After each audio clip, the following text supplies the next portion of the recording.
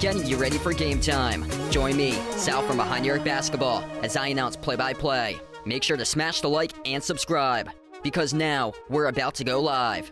Entering the pregame, we now present Sal from Behind the Arc Basketball.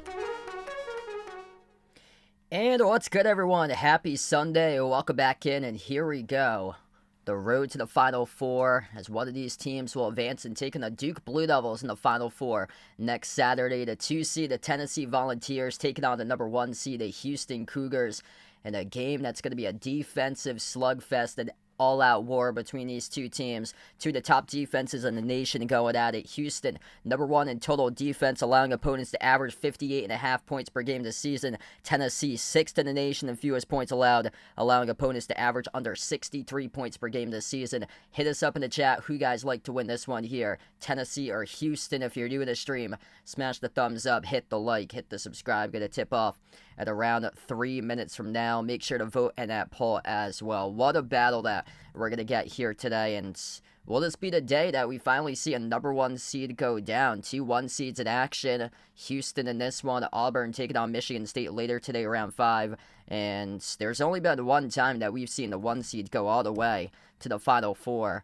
And we'll see if that happens here for the second time ever in NCAA tournament history, as this has been basically all chalk in this tournament for the most part, besides a couple like first-round upsets, McNeese over Clemson, Drake over Mizzou, Colorado State over Memphis, that one we saw coming. The biggest upset in the tournament came in the second round. Arkansas, the 10 seed, beat St. John's, but other than that, all the better seeds advancing out of this bracket. A couple teams needed late surges in their game, like Florida, a miraculous final 3 minutes. They were down by 10 to pull out the come from behind win and end the game on an 18-4 run against Texas Tech yesterday. Hey, what's good? Pleasant Hill back in the street. Welcome in. Pringle, Vegas, George.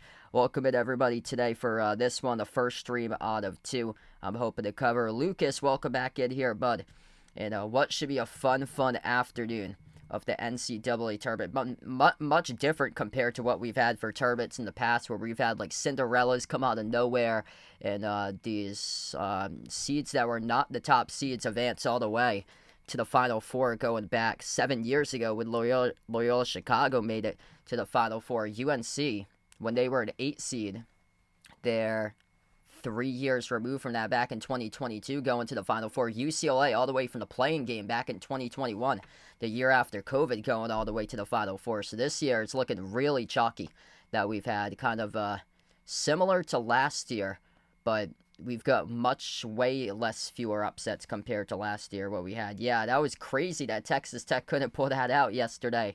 What a game plan by Texas Tech, but the final 3 minutes just unable to close that out. What's good, Ian? Welcome back in. Zachary, thanks for joining in, man. Should be a very highly entertaining game. If you like defense, this is the one to show up to. The over-under spiked up by 3 points. So the over-under is at 126.5. between these two teams here today. It opened actually really low, open at 123.5, but still, I think there's a case for the under to be made in this game, because if Houston comes out early and often, they're just going to control this game for Houston. For them, they play the slowest tempo offense in the nation, but also they get the top defense in the nation, allowing opponents to score under 59 points per game for Houston. Tennessee's going to have to make their shots today. Tennessee's got a little bit more size than Houston, though this Houston team, they're just so scrappy. They're super physical. They battle. They're tough. They play hard. Both of these teams play incredibly hard, super physical. But this Houston Cougars team is one of the best teams in offensive rebound rates in the country. And if Tennessee can't get those defensive rebounds and Houston gets an offensive rebound after that, and then look for Houston to slow it down once again and try to see if they can score off that possession. One of the keys for Houston this year is that Kelvin Sampson's got his best shooting team ever in Houston. They rank number 2 in the country, averaging around 39% from 3. Their 3 backcourt guys, LJ Cryer, he's a walking bucket. Milos Uzan was actually the top scorer in the game against Purdue, but Cryer had a massive game against Gonzaga in the second round.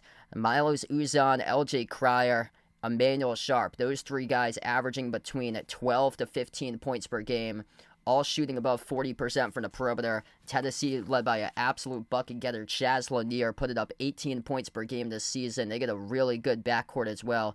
Jemai Meshack, Zakai Ziegler, excellent defenders in the backcourt. This is going to be a fun one. Tennessee starters, Zakai Ziegler, Jemai Meshack, Chaz Lanier, Igor Milicic, Felix Apara, the starting 5 for Tennessee, going up against Houston starters, LJ Cryer, Emmanuel Sharp, Milos Uzan,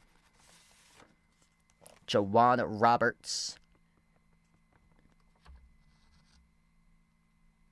and also Joseph Tugler in the starting 5. Yep, the winner of this game will take on the winner of Duke. So this is the right side of the bracket. Whoever wins this one will take on Duke on the right side of the bracket as we are underway. And Tennessee controls the opening tip. Orange jerseys for the Vols. White numbers, white letters. They go right to left on the floor. Houston, white jerseys, red numbers, red letters. Houston escaped narrowly, winning at the buzzer off a miraculous inbound over Purdue. Basically a home team in that matchup. Purdue an hour away from Indianapolis as Tennessee shoots an air ball to begin, and Houston comes out with a basketball. First possession now for the Cougars. 62-60 win for Houston in the last game. Tennessee able to take control of the game and beat Kentucky in their previous matchup to get here to the Elite 8. Top of the key, Uzan dribbles towards his left as he's defended on the outside by Milicic. Uzan crossover, switch tier guarded by Chaz Lanier. Uzan drives inside the paint, floats up the runner off the mark, no good. Put back, it is there for 2 by Joseph Tugler. And he could be the X factor in this game. Cleans up everything, even though his numbers don't really show it statistically wise. 5.5 points per game, 5.5 rebounds per game. He is a guy that cleans up everything. A Luke Cornett type player out there on the glass for Joseph Tugler. He does everything cleaning it up at the rim as we get a tie up here. Possession arrow goes to Houston. Houston right from the get-go. First minute in 7 seconds right now. Starting off great.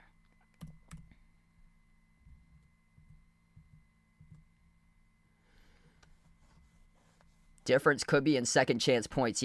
Houston around 18 second chance points this season. Tennessee's averaging around 13 second chance points per game. The offensive rebound advantage numbers go directly to Houston. One of the best teams in offensive rebounding rate on the glass. As a shot gets floated up inside is good. Up and off the glass by Tugler. Just talked about him being an X factor. Got the first 4 points of this game for a guy who averages 5.5 points per game this season, averaging 4.3 points per game in the NCAA tournament. Tennessee comes off the screen. Top of the key, stepping into a 3. No good. Rattled out, misfired by Zakai Ziegler. And Houston right now just controlling everything. They opened up the game with a 10-2 run against Gonzaga with an opening kill shot. Did exactly that against BYU in the Big 12 tournament as well. Beat them by 30. Right now, the 4-zip run. Houston has one of the best kill shots in the nation to begin the game. Can they hit a 3 right there? No, they cannot, as it was misfired off the back rim. No good by Sharp. Rebound controlled here by Tennessee. 2 minutes into action. Really like the under coming into this game at under 126.5. It started off at the over-under being at 123.5, and the open went 3 points higher. I said in the pregame, if Houston comes out, picks up rebounds, controls this game, slows down the tempo, then they're going to force this game to go under. Tennessee right now struggling to score. Tennessee goes up to get fouled. And 2 free throws here coming up in the line by Jemai Meshack for the Vols. Well, it's good. Neji in the street, welcome in, taking Tennessee here. D. Wayne, welcome back in. Yeah, Texas Tech had 2 opportunities. The 1-1 bonus. 80% free throw shooter and 70% free throw shooter. They missed them both. Meshack here at the line. He'll shoot 2 for Tennessee. Tennessee ranking around 140 in the country in 3-point shooting percentage. Around mid-pack in the nation. Houston, number 2 in the country in 3-point shooting percentage at 39.4%. Avi, welcome in. Thanks for joining in. Hit us up in the chat if you guys think that it's going to be all 1 seeds or if we'll see a 1 seed go down today. I picked Michigan State in my bracket, so I got 3 1 seeds, Duke, Houston, Florida, and then I got Michigan State over Auburn. He's going to have a second one here. Lane violation charged to Houston, so granted a redo at the free throw line with Jemai Meshack. Second free throw, left it short, goes empty that trip. Offensive rebound, deflected back to Meshack. Tennessee goes up, gets it blocked. They get the basketball once again. Tennessee in all out of sorts right now. 0 for 2 at the free throw line, yet to connect on anything in the first 2.5+ minutes. A lot of dribbling by Ziegler. Slides it off to his left to Milicic. Milicic, hand off to Ziegler around the perimeter. Shot clock's down to 1. Got a launch here. He does. Got it.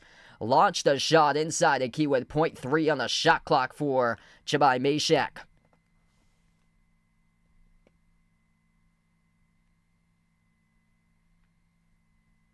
Yeah, good question.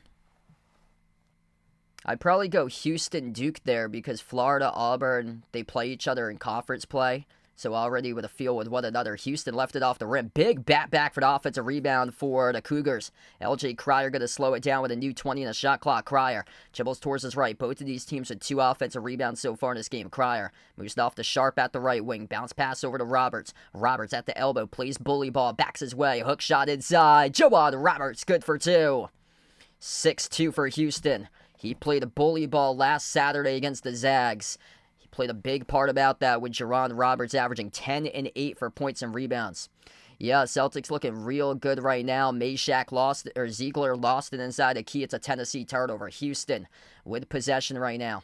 Yet to attempt the 3 to begin this game right now for the Cougars, but they're one of the top teams in the country at doing so. Cryer can do exactly that. Step back 3 in the air. Right down the chute. Delivers. LJ Cryer. Bang, bang from the perimeter of Houston with the opening kill shot leading 9-2. Just talked about it a couple of minutes ago. Houston led 10-2 against Gonzaga, led 10-0 against BYU in the Big 12 tournament. This team starts off with the opening kill shots. Very, very difficult to take the game from them as Tennessee jacks up a quick 3. Poor decision by Milicic, came off the rim short. Tennessee mid-pack in the nation, 140 in 3-point shooting percentage. Houston number 2 in the country and 3-point shooting percentage. Roberts playing bully ball down low, left-handed hook shot, left it short off the rim. A rebound out of the pack control by Ziegler. Ziegler up the floor, moves it on top, back over to Ziegler here, top of the key as he's working on Uzan 1-on-1, loose ball, and it's kicked by Houston. Possession going to stay Tennessee. Luckily for Tennessee there, that was kicked off the shoe of Milos Uzan. Going to take us to the first media timeout of the game here. 15-19 left to go in the first as Houston opens up. Kill shot to begin. 9-2 just like that to begin this game. Get ahead, stay ahead. That's the motto for Houston. This team is so good at getting ahead and leading games. If Houston wasn't a back and forth game, might be tough for them to pick up the win here. But this is a really good start for Houston. This is a team that gets ahead constantly against their opponents. And they did allow Gonzaga, that second round game, to get back into the game for Houston. So there's still plenty of time in this game. But their best basketball, it seems like, for Houston always gets played within the first 10 minutes in the first half. What's good, Albert? Welcome in. Thanks for joining in. If you're new in the stream, smash the thumbs up, hit the like, hit the subscribe. Yeah, Houston presents a much different matchup with their physicality going up against Duke. What I do worry about Houston is their size in that game against Duke. Duke's such a big team with their size and length. They get a smaller front court. A lot of their guys in the front court are 6'8", 6'9", but they're excellent rebounders for Houston. But Houston's physicality, because they're the most physical team in all of college basketball, that could pose an issue for Duke. I think that game, that is tough to predict. I think it's going to come down to possibly foul trouble in that game there. The 2 bigs for Duke, between Malawach and Gungba, they have to stay away from foul trouble because those 2 guys are really needed in that matchup because they get the size advantage by like 2-3 inches over Houston's front court players.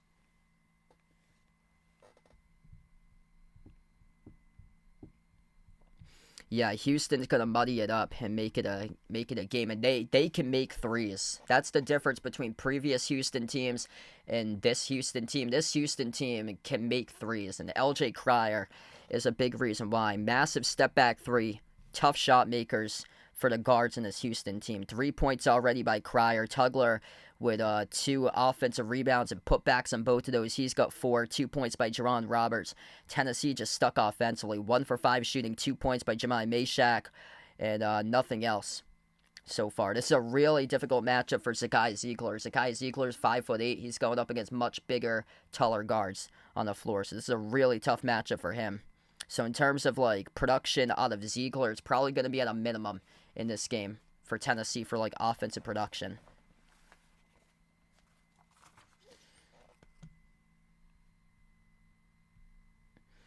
So 9-2 right now. Houston with a really strong start here. If you guys are new to the channel, make sure to smash the thumbs up, hit the like, hit the subscribe, ring the notification bell as well if you guys would like to be notified here for future live streams on the channel. Hoping to be back live later today covering Auburn against Michigan State. LJ Cryer, what a bounce back start for him. Just 2 for 13 against Purdue.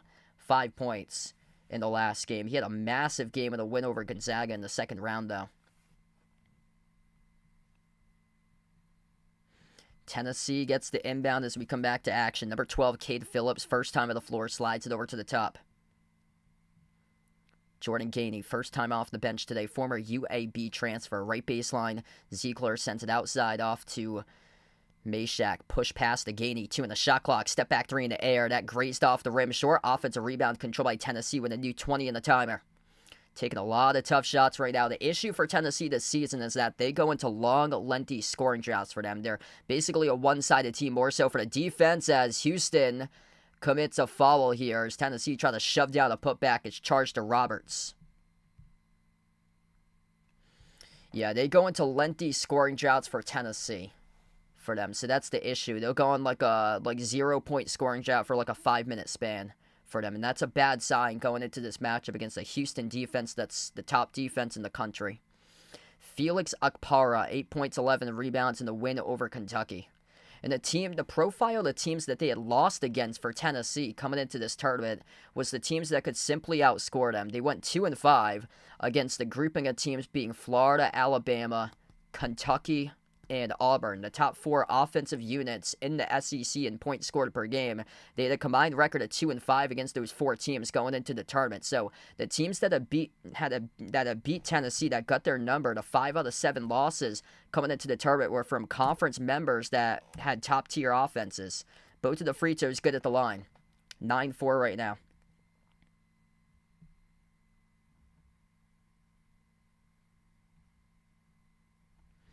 And Felix Okpara will check out towards the bench. Houston with possession. 13 combined points in the first 5 minutes and 20 seconds. Uzan slides it off to his left to Cryer. Cryer outside, back over to Uzan. Uzan at the top of the key, number 23, Terrence Arsenault, first time on the floor for him. Uzan shoots the 3 off the back rim, no good. A rebound controlled by Cade Phillips for Tennessee. Tennessee down by 5 right now, looking to see if they can make a big bucket here. Jordan Gainey. Off the dribble towards his right, slides it over to his right around the perimeter to Meshack. Meshack dribbles up inside the key. Meshack passes it outside to the perimeter. Chaz Lanier, that's number 5. Zakai Ziegler driving downhill. Huge rejection there by Houston with a block. Cougars have it on the opposite side. It was Javier Francis who swatted that layup attempt like a volleyball. Cougars with possession. Sharp at the right wing. Sharp with an opening. Sharp dribbles up. Playing through contact. No good. Missed the layup. A late whistle to follow, though. 2 free throws coming up here, I believe, for Houston with Emmanuel Sharp. Yeah, these guys love playing through contact. They had multiple and ones in the second round game against Gonzaga. Javier Francis. Amazing athleticism. Just soaring up. Swatting that shot with a block like a volleyball swat. Spiked that thing down. Check that. This is not a shooting foul. So the foul occurred off the missed layup off the rebound. It was on Tennessee there first. Inbound for Houston. Scoring drought for Houston last 2 minutes and 20 seconds. Yet they get a 5-point lead here currently. Houston slows down tempo. Now, that's kind of misleading, a 2-minute and 20-second scoring drought for Houston, because they play one of the slowest tempos in the nation. They get the offensive rebound. They mishandle it, though, as Francis gave it away. Turned over by Houston. Tennessee up the floor. Tennessee stagnant right now. Jacking up a 3. Off the mark, no good. Missed by Tennessee. The rebound directly back to Houston. Jeffrey, welcome in. Thanks for joining in, man. No problem, bud. Houston in the opening. It's a dunk score by Javier Francis, cutting behind the defense. 11-4 Cougars. 7 minutes through, only 15 points combined. Hopefully you took the under in this game because Houston's out here controlling it, using a lot of shot clock, coming up with multiple offensive rebounds. Tennessee breaking shots, starting off 1 for 9 from the floor. Cannot figure out this Houston defense. Gainey slides it off to his right to Chaz Lanier. Across the floor, Gainey. Push pass to the left wing. Zakai Ziegler out to the top here. Gainey jacks up a 3. Off the rim, no good. Tennessee, the inability to make a 3 so far to opening half, haunting them. They're 0 for 7 from the perimeter as Houston collects another defensive rebound. Houston plus 2 in the glass, 9-7 right now. Houston going to bring this clock down to around 12:10 on the game clock or so. Uzan going to take the jumper 10 seconds previous to that. He drills it.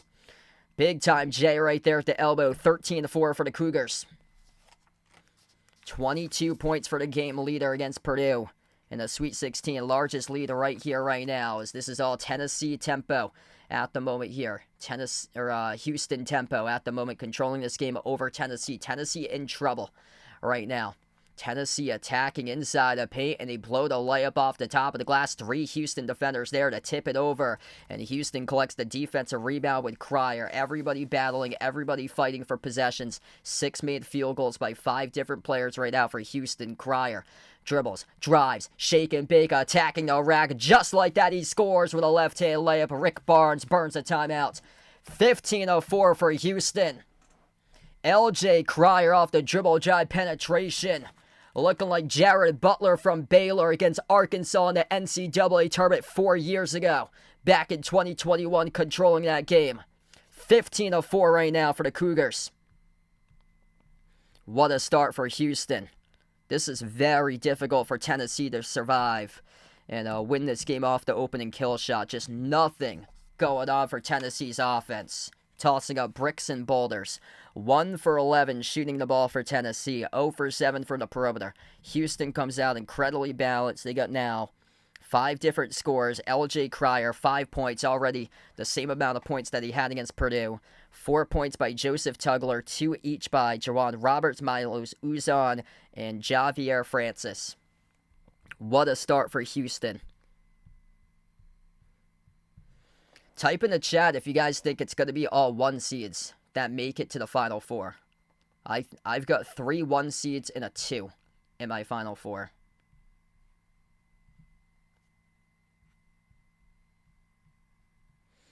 If you're doing the stream, smash the thumbs up, hit the like, hit the subscribe, ring the notification bell as well. This could be the year for Kelvin Sampson. He's got his best offensive unit ever in program history at Houston for this year for them, or under Kelvin Sampson. It is his best ever offensive unit as head coach here at Houston. Yeah, last year they were dealing with injuries. They lost Jabal Shed in the Sweet 16 to Duke, and looks like they had this whole tournament right now circled on their calendar, and guess who? They got knocked out against last year, Sweet 16 against Duke.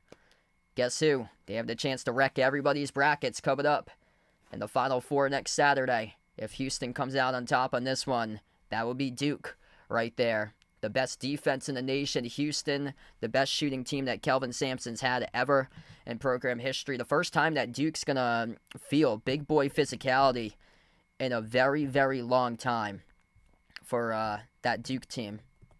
Duke's played against teams with similar styles. Arizona, 200 in total defense. Alabama, 356 in total defense. 2 teams that want to blow up and down the floor. This Houston team going to force you into misses, going to crash the glass, come up with rebounds, going to play physical, put you into foul trouble.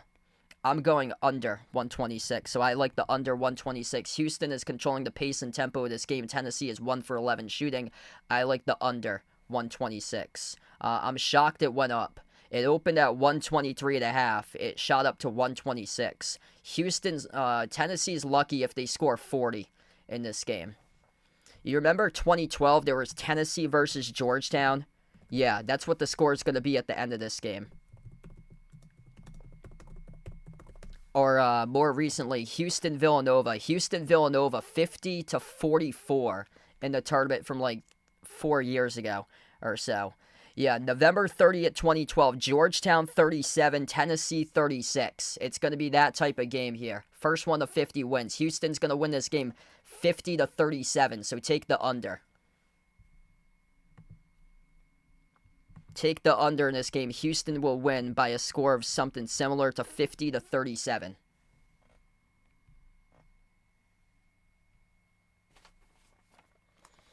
$15-4 right now as we get back to action. Tennessee is in deep trouble. They missed 7 straight shots from the floor. This has gone on a 6-minute-plus field goal shooting drought right now for Tennessee. Tennessee jacks up the 3, no good off the rim. The inability to make a 3 is now 0 for 8 from downtown as Houston controls another defensive rebound, which means we'll see another 25 seconds approximately go off the shot clock. Houston, right baseline jumper. They take it early with 17, and the shot clock doesn't matter as Emmanuel Sharp cans the baseline J.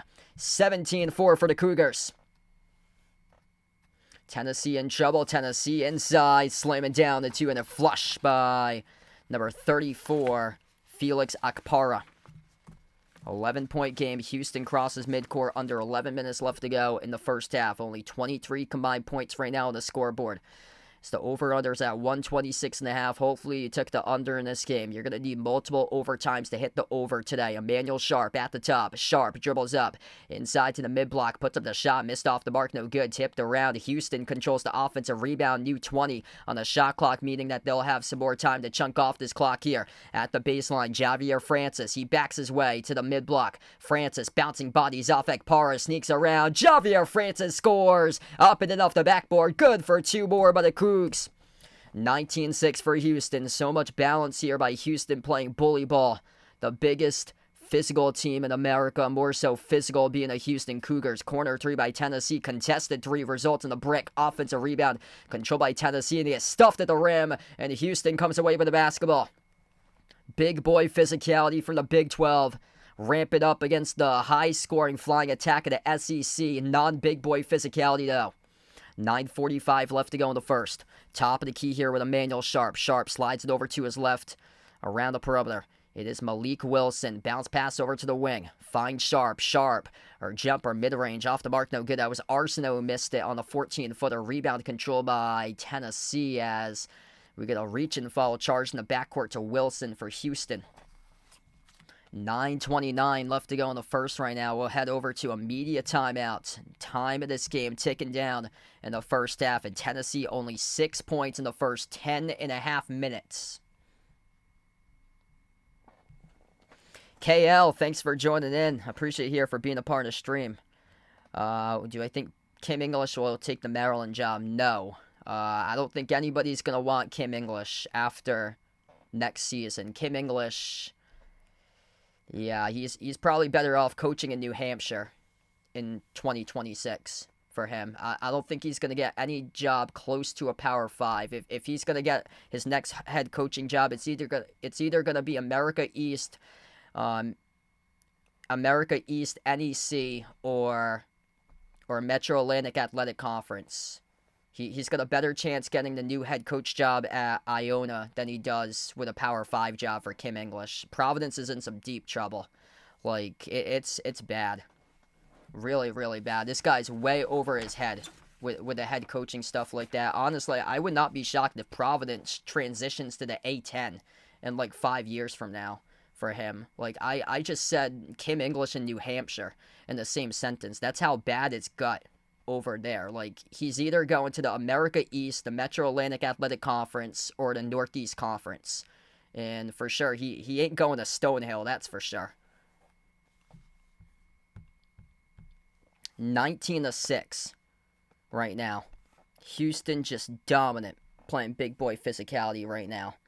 5 points by L.J. Cryer, 4 points by Javier Francis, Joseph Tugler, 2 each by Jawan Roberts, Milos Uzan, and Emmanuel Sharp.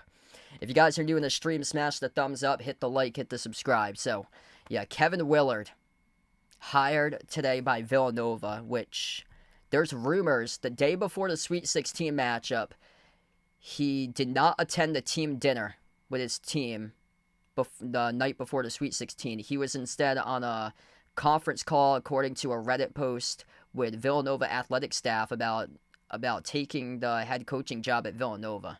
Like, where's the decency right now? The blood, sweat, and tears since July, when these players show up on campus training with your team. These players have been dedicated every single day in the workout room, practicing since July. Practices start in October, and you're in the middle of the NCAA tournament, one game away, one night away before the second weekend starting off the Sweet 16, and you're talking to another program about being a head coach. I mean, where's the decency? Where is the decency right there if you're Kevin Willard? Like, your team fought so hard to get there throughout the season, and you can't wait a couple more days until your team gets eliminated out of the tournament like every other head coach does. Has to go and talk to Villanova in the midst of your team in the NCAA tournament. Like, is that even an upgrade? I don't even think that's an upgrade right there. Going from the Big Ten to the Big East. I'm very worried about the Big East. If it wasn't for UConn winning back-to-back national championships, the Big East would be in some serious financial trouble right now. We're probably going to see a lot of these conferences dissolve within the next couple of years. I wouldn't be shocked if we see the Big East and the A10 combine with multiple teams within the next few years, because it might be difficult if the Big East loses their TV rights or so, because the Big Ten, SEC, Big 12, those conferences have taken over completely in college basketball, and the Big East is becoming an afterthought. It's the next A10, and for the A10, it's become the next Missouri Valley for them. It's really just in trouble right now in terms of like college basketball and the landscape, especially with what was thought to be a major conference, the Big East, not in the Power 5 terms right now. It's becoming an afterthought compared to this year's tournament. Nobody could get past the second round. Turnover charge to Tennessee as we come back from the timeout. Yeah, Tennessee having a rough game so far. 3 turnovers by Tennessee, 1 by Houston. Tennessee cannot get any sort of gel together here offensively. Houston stumping them all over the map. Houston with possession. Down to 9 minutes left to go before halftime. Tennessee's lucky if they score the same amount of points as Clemson in the first half against McNeese. Shovel pass down low. That should be a goaltend. And we're waiting to call it by the officials here. It was blocked straight up off the glass. It hit the block. That should be a goaltend here. Oh. Yeah, that's over the rim. Wow, that's not a goaltend. So that is not a goaltend. Credited as a block by Tennessee. It was over the rim and then swatted off the glass. Quarter 3 by Houston. Off the mark, misfire by Cryer. Offensive rebound controlled by Tugler. Back to the corner, Cryer. Cryer dribbles up baseline. No look past Tugler. Outside finds Arsenault. Arsenault crossover. Step back 3 in the air. And he's money. 22-6 Houston. They got shooters on this team right now. Tennessee in deep trouble. 0 for 9 from the perimeter. Tennessee can't find anything. Jumper, 15-footer, swoosh. That is the first jump shot made today. It goes to Chaz Lanier, making the score 22-8. We are down to 8 minutes left to go before half. Houston, 10 for 21 from the floor. Tennessee, 3 for 16. Houston with possession. Hand off to L.J. Cryer. Cryer at the top of the key. Slides it off to his right to Arsenault. Arsenault, 14 on the timer. Arsenault dribbles up to the low block. Arsenault blocked and swatted out, and think he needed to tip that over to a Tennessee player. Loose ball here for Tennessee in the backcourt as they stumble with it. They are able to pick it up and send it down the floor, though, to keep this possession alive. Tennessee got to control tempo right now. They're out of control here for Tennessee. Attacking the paint. We get a whistle and a reach-in foul charged to Houston by Sharp on the floor. This will stop the game clock with 7:28. And this will take us to the under 8 media timeout. Kelvin Sampson, still when his team is up by 14, he is coaching the heck out of these kids right now, yelling at, I believe it was Emmanuel Sharp, who just picked up a personal foul reaching in. So we're going to take a timeout here. 22-8 Houston by 14. Yeah, this is looking really ugly. This is not a good sign for Tennessee, a team that, if there's an Achilles heel for Tennessee, it's that their offense goes on lengthy scoring droughts for them. It's also, I haven't talked about it yet so far, but the stylistic type opponent that Tennessee is getting from their previous game to this game, with just 1 day to prepare, it's completely opposite. That's why I think Houston could give Duke a run for its money in the Final Four. Because Duke just played 2 teams that's all offense and no defense. So Duke was able to get through Arizona and Alabama Both of those teams are one-sided teams. They're going to have a completely different team that they haven't seen before, stylistically wise, with Houston. So Duke usually doesn't see those types of physical teams those teams usually aren't out there in the ACC. So they're going to get a completely different team that they're used to, whereas Tennessee's coming off against a Kentucky team that had been known for their offense, not so much for their defense. For Kentucky, their defense was starting to become much better in the tournament for them, but they were more so one-sided in terms of offense and not as much defense for Kentucky. So, yeah, this is a very difficult matchup here for Tennessee. And for them, they hadn't played against big boy physicality teams either. All those SEC schools, for the most part, are high-flying offensive units. There's only a couple that's the exception or so, like Arkansas. Get a physical team out of that group. Ole Miss, Mississippi State. But, that Mississippi State team's inefficient. But for the most part, it's mostly teams that can light up the scoreboard, like Auburn, Kentucky, and Alabama, Florida. Those teams light up and put in the points in bunches. Actually, Texas A&M's really physical. That's another team that's physical, but they're inefficient. This Houston team is physical, and they're efficient this year. That's the difference between them and the rest of the teams that's physical. That they just crash the glass, but they are one of the best teams in the country shooting the three this year.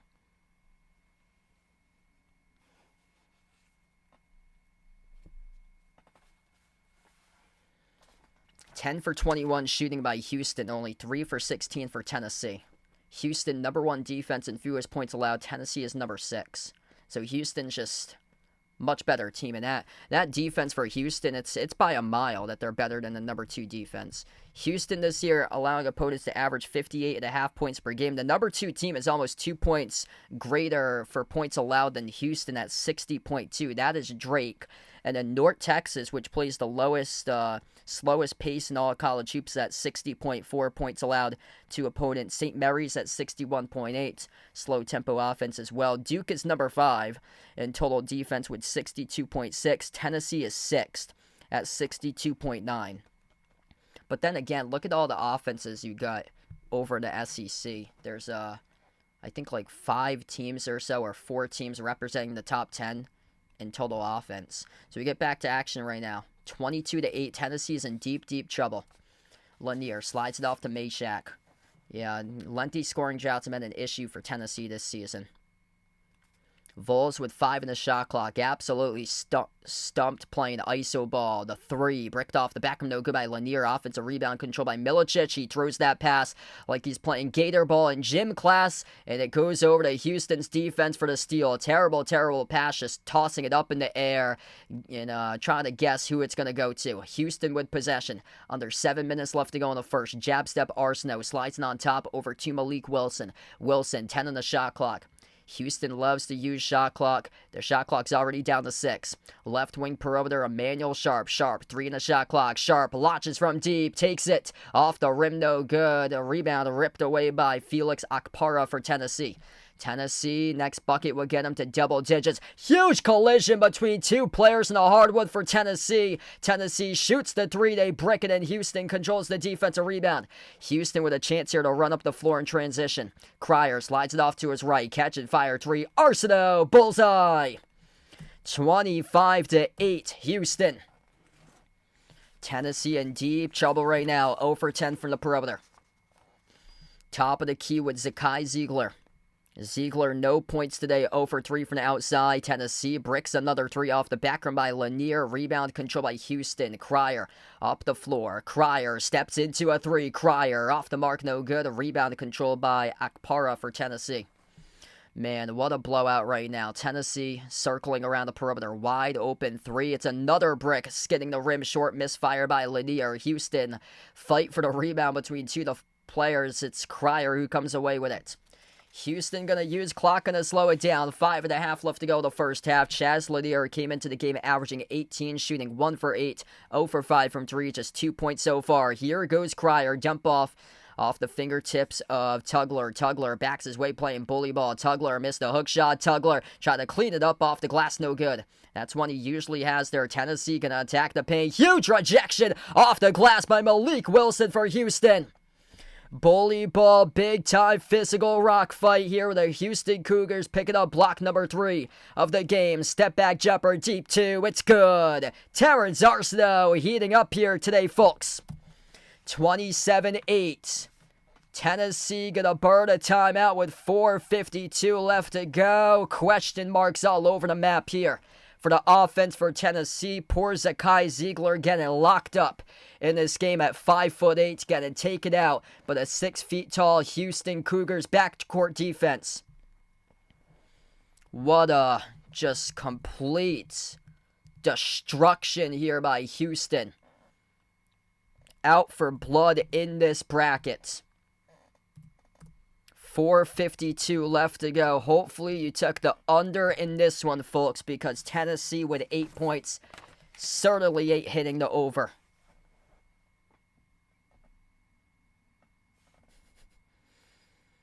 (27-8). Tennessee is 3 for 21 from the floor, 0 for 13 from the perimeter, drawing up question marks against Houston's defense. Houston is just stifling them on every possession. Houston, 43% from the floor. Terrence Arsenault has got it going. 8 points off the bench. He is the game leader. Arsenault has the same amount of points as what Tennessee has in the scoreboard currently. If you're new in the stream, smash the thumbs up, hit the like, hit the subscribe, ring the notification bell as well if you guys would like to be notified here for future live streams on the channel. This game is not even close. Jim Nantz loving what he sees right now. Houston Cougars class of 1981 in the stands. How about them Gators? Big comeback win yesterday. This does not seem real indeed. Tennessee money line, yikes. Best of luck there if you took the Tennessee money line on this game. Meshack outside as he has it at the corner. Dribbles up inside a key. Meshack, tough shot contested by Houston. No good off the mark. Houston got bodies flying over the places. They collect the defensive rebound. Houston, this team is bodies and bodies and bodies. And now the difference this season, they got bodies and shooters. And that is the difference. Top of the key, Cryer, a 3. Off the back room, no good. Hit the top of the backboard. Offensive rebound right back to Houston, though. New 20 in the shot clock as we approach the 4-minute mark left to go before halftime. Cryer, top of the key as he's defended by Cade Phillips, 1-on-1. Cryer likes the matchup, drives on Phillips, elevates for the J. Swash! 29-8 Houston. LJ Cryer, he is a walking bucket here, folks. 7 points for him today. Tennessee in deep trouble. They keep on slowing down the basketball. Not much spacing, nothing going on. An offensive scoring drought of around 12-plus minutes for Tennessee. Top of the key with Ziegler. Jumper, free throw circle, good. That ends a 12-plus minute scoring drought for Tennessee with a J scored by Jordan Gainey. Finally with 10 points at the 3.5-minute mark left to go before half. Houston crosses midcourt. Cryer at the top. Cryer towards his left off the dribble. Sends it off to Francis. Handoff Cryer. Cryer free throw circle. Dish outside. Arsenault with a hot hand. Arsenault shoots a 3. Missed off the back room. No good. As the rebound gets collected by Meshack.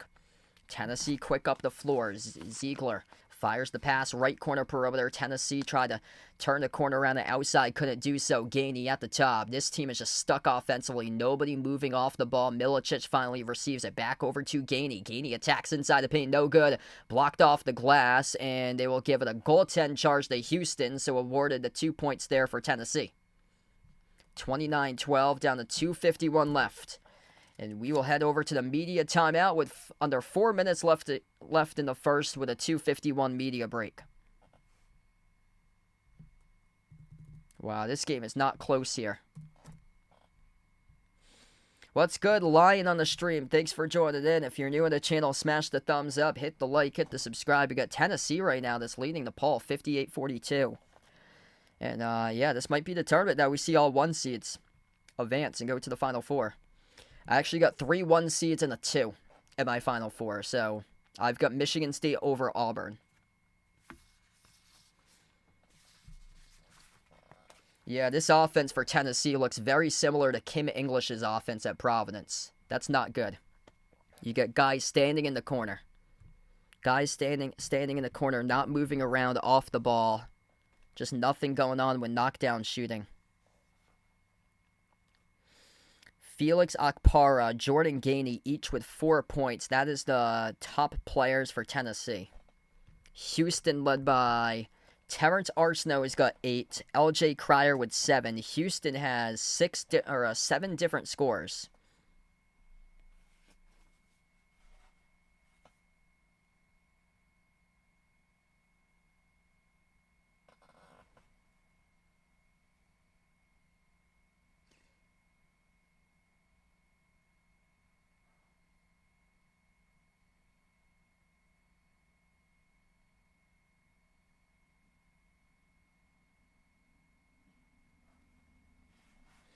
I got Florida in my original bracket over Duke. Yeah, the issue for Tennessee is that Tennessee is 0 for 13 from 3. So they're tossing up boulders off the rim. So they've attempted more than half their shots being threes. 13 of 24 total attempted shots have been threes. And they're 0 for 13 from 3. And they are 5 for 11 from 2. They're in trouble. I don't think there's a way they can come back from this one. They're going to need to put together stop after stop after stop and go into a scoring run themselves. This is not set up. Houston, this team is the best team under Kelvin Sampson that he's ever coached in terms of offense for shooting. They're the number 2 team in 3-point shooting this season. Last year, Houston was around 140 in the country in perimeter shooting. They got guys that can knock down shots. Previous years for Houston, they had bodies, physical bodies that can crash the glass and rebound and block shots. This year, there's a difference. They got physical bodies that can crash the glass, block shots, and rebound, but also they got shooters. And that's the difference between last year, the year before, the previous year before that, is that they didn't have shooters. They got knockdown shooters this year for Houston. So this tournament is completely not set up. It's the best teams come out and win these games in the tournament, and Houston just has this matchup. They're a better version of Tennessee, where Tennessee ranks 140 in the country in 3-point shooting percentage. Houston in the country ranks number 2, shooting 39.2% from 3, and they're making tough shots, whereas Tennessee cannot make those tough shots. Inbound here for Houston, 17-point lead for the Cougars and with a basketball with 2:45 left to go before halftime. It's all about the matchups in the bracket. This is completely not set up. If it was set up, we'll see Auburn beat Michigan State later today, but I got Michigan State winning that game because they come out, they compete hard on the defensive side of the floor. They're the deepest team in America for Michigan State. They go 10 guys deep, averaging either from 4 points per game to 13 points per game. They got 10 guys averaging anywhere from 12 to 27 minutes per game. I like Michigan State in that matchup going up against the Auburn team that has played down and lazy to opponents this season. Missed shot there from 3 by Tennessee. It was 0 for 14 for the perimeter. Houston with a possession here.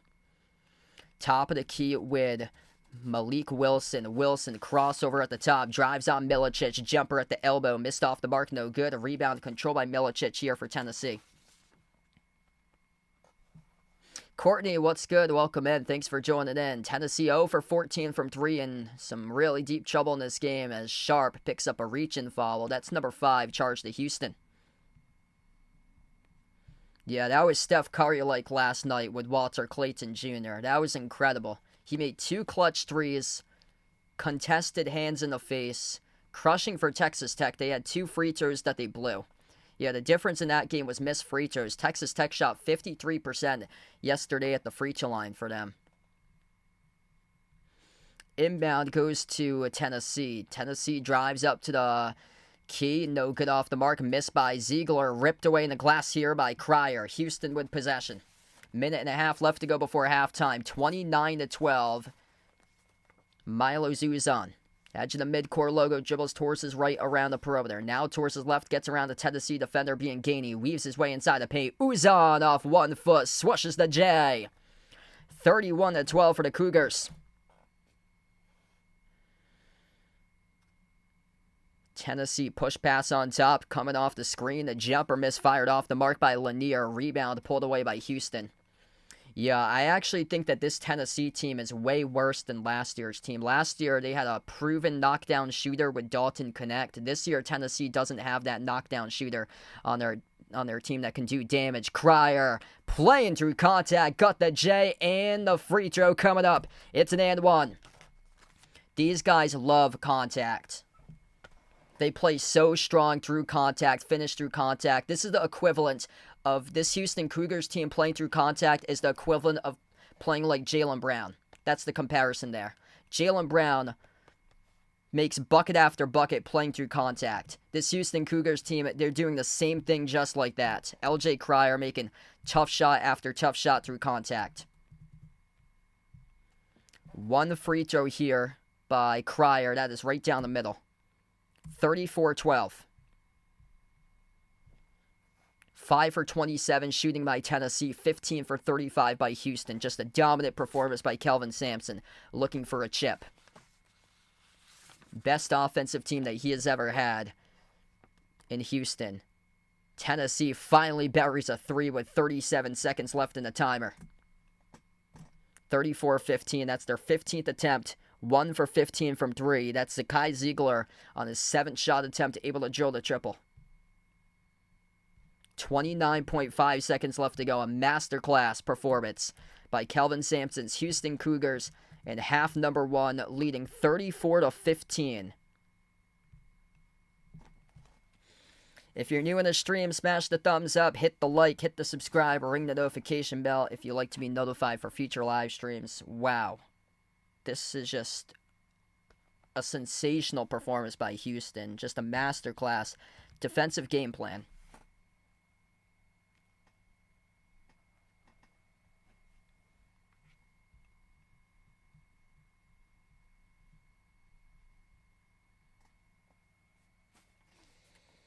$15 points by Tennessee this entire first half. Houston's defense has locked them up. Tennessee shooting 6 for 28, 1 for 15 from 3. I think it's going to be really tough for Tennessee to come back. Tennessee's known for lengthy scoring droughts for them. Houston provided the opening kill shot, and it seems like it's too much to overcome. This Houston team just wears you out. Physically wears you out. It's very difficult to play catch-up against the Houston Cougars team that just wears you down. Yeah, if Duke gets their bigs in foul trouble, it could be an issue in that game. Houston with possession, 25 seconds left to go before halftime. Cougars at the top. This ball gets slid over to the wing. Malik Wilson off to Arsenault. Arsenault making a lot of tough shots so far in this game. Uzan circles around. 4-second differential shot clock and game clock to close out the opening half. Cross-court pass Cryer. Cryer one in the shot clock. Elevates for the J. Off the back from no good. Tipped up offensive rebound control by Houston. They threw it away as the game clock expired, and we close out at the end of the first half. Go into halftime. 34-15 Houston, a dominant performance by the Cougars on the defensive side of the floor, controlling the glass, knocking down difficult shots, and just wearing down Tennessee physically in this game on the boards. Man, this Houston Cougars team, they got some bad boys on this team. Some big bad boys that play big boy, Big 12, physical basketball. And the SEC isn't prepared for this level of basketball here. SEC's got offenses that like to blow up and down the floor, drop down 100 points on you, and play a really fast pace. This Houston team, they're going to lock you up. They're going to play the slowest pace in America, and they're going to force miss after miss after miss. So, yeah, this game does not look likely for Tennessee. I mean, we get a second half. Anything could happen. Anything could happen, so I'm not saying that they're done. But this does not look good for Tennessee going up against the Houston team that just physically is just so much stronger right now. They came out, smashed them in the mouth, and Tennessee just with zero answers on the offensive side. I think it's going to be tough for Tennessee because they go into a lot of scoring droughts for them. This could get really difficult for Tennessee. Yeah, not a good start for Tennessee. 1 for 15 from 3. 6 for 28 from the floor. Yep, couldn't hit shots. Yeah, Tennessee, there's games that they cannot hit shots, and this is one of them. Yeah, Tennessee lost against Florida 73-43. Tennessee started off 14-0. They were the number 1 team, overall number 1 seed at the beginning of 2025. First week of 2025, they were the number 1 team in the country for Tennessee, starting off the season at 14-0. And then they went to Florida, got smashed by Florida, 73-43. They've had a lot of issues against some of the top offenses in the nation. Lost against these are the 7 losses that they've had this year. Lost against Florida, top 10 scoring team in the country. Lost against Vanderbilt by 1, 76-75. Vanderbilt's one of the smallest teams in the country, so that's concerning. A team that's at the bottom end of college basketball and rebounding being Vanderbilt. But Vandy's got a pretty fast offensive attack. A team that can score. So that's another team that they lost to that could score there. Lost to Auburn, another top 10 team in the nation in scoring. Lost against Kentucky, top 10 in the nation in scoring.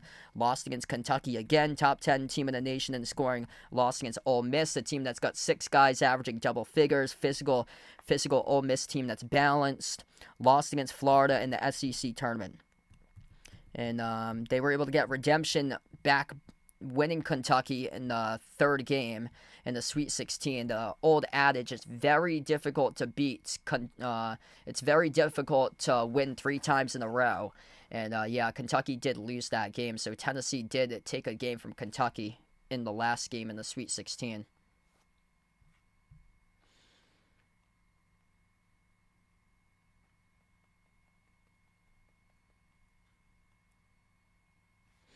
Yeah, this is tough game for Tennessee right now. Just cannot hit shots.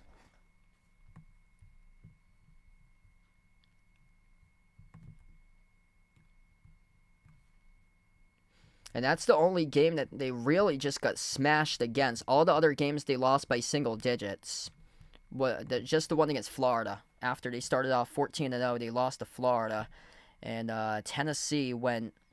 Yeah, another game they couldn't hit a 3. They went 4 for 29 from 3 that game. They shot 21% from the floor. So we're looking at Tennessee probably a similar point total of how they scored against Florida. They lost that game 73-43. That's probably what we're looking at.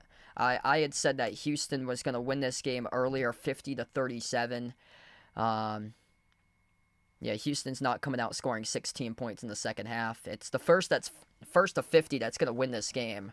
The thing is that Tennessee is going to have to score 35 points against this Houston defense in the second half to reach 50. That seems like it's too much right there. Yeah. It's going to be the first big test for Duke. It's all going to come down to foul trouble, I feel like. The front court guys, Malawach and Gungba, those 2 7-footers, because they got the size advantage over Houston. Houston's front court's around 6'8", 6'9", but it's going to be concerning with the backcourt guys. Like, Con Knipple is going to have a really tough matchup for him.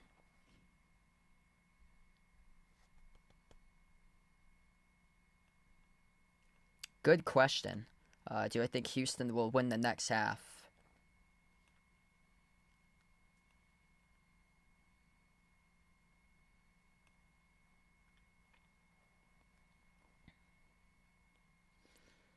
Yeah, really good question. Man. I'm probably leaning a little bit more Tennessee for the next half because they got a lot of comeback work for them to do. But this is going to be way too close, or way too much for them to come on back. So I'm probably leading Tennessee. I think Houston can come out of this game with like a 15 or a 16-point win. Right now they're up by 19.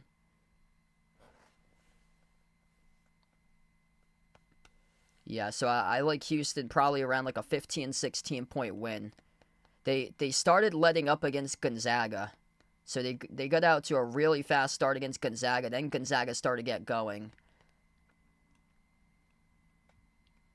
I don't think Tennessee is going to quit.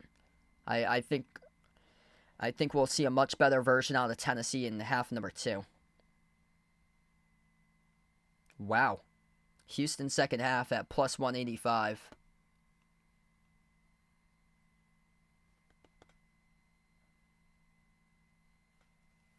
So we do have a second half that's going to be played, but yeah, this is not a good sign for Houston.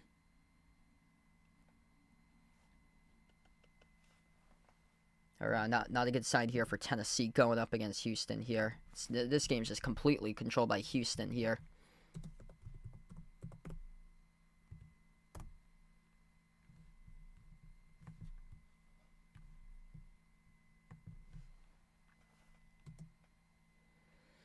Yeah, still 0 Final Fours for Tennessee. Tennessee right now is 30-7.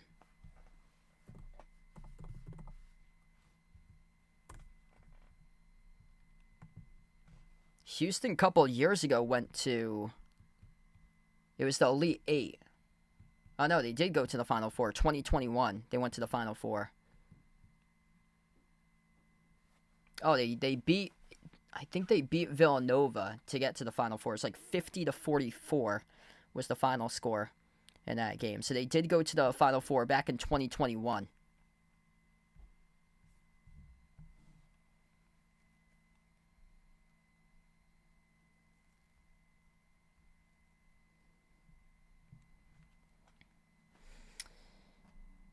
Do I think Arkansas could beat Tennessee? I mean, I'd probably go no there. It's just this matchup for Tennessee is looking really, really tough.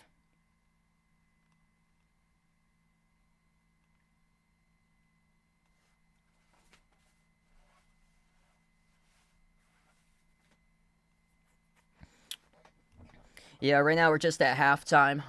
Quick update for you guys. My girlfriend's going to be over a couple minutes from now, so she's going to join me in on the stream in a little bit. Looks like she wanted to visit for today. Yep, Loyola Chicago 7 years ago. Yeah, we don't have that anymore in terms of, like, Cinderella teams that make it deep this year, unfortunately.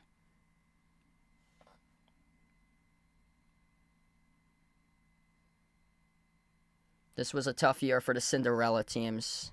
I'm hoping we can get back to that real soon, though. But with all of, like, NIL and stuff like that, it's looking like it might be much more difficult. Yeah, Loyola Chicago went to the Final Four that year. What's good, Will on the stream? Thanks for joining in.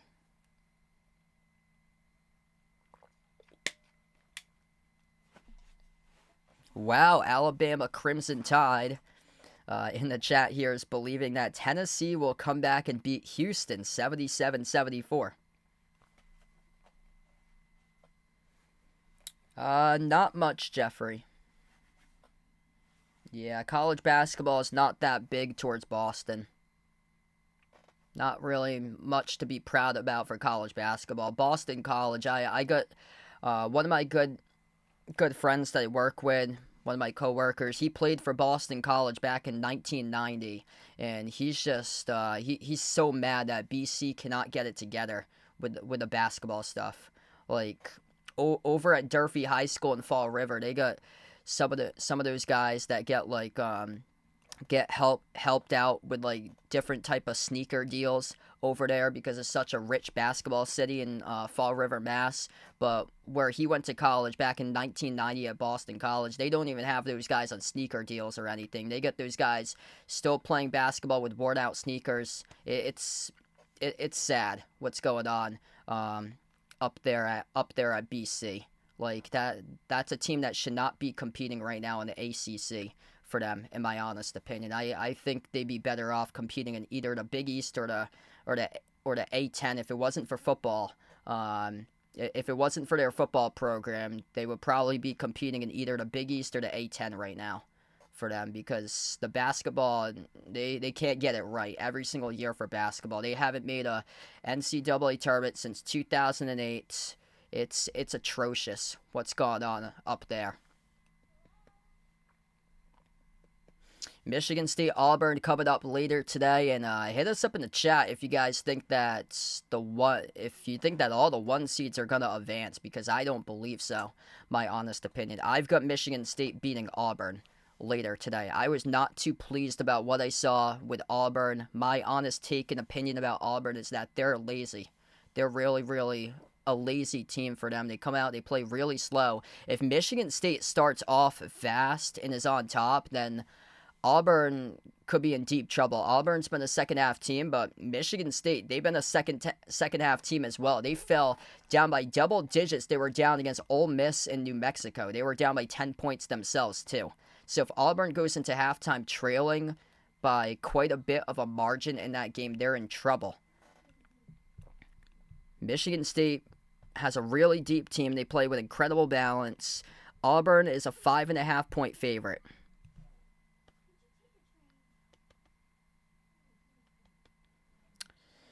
I'm not sure there, Will. So it's very tough to tell. It all depends on who's coming back to Arkansas or not.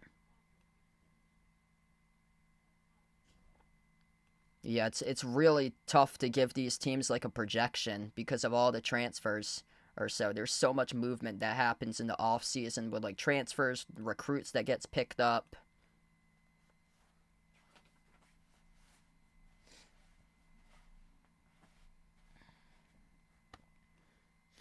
Auburn's going to have to be prepared going up against Michigan State's depth. So I don't think there's anything much to worry about foul trouble for Michigan State. Usually they start off slow for Michigan State, and the reason why is because they don't start off with their explosive players. Their change of pace guys are the more athletic players in the team. Like if Auburn starts to take Cohen Carr lightly and just looks at his numbers, he only averages around like 7 points per game.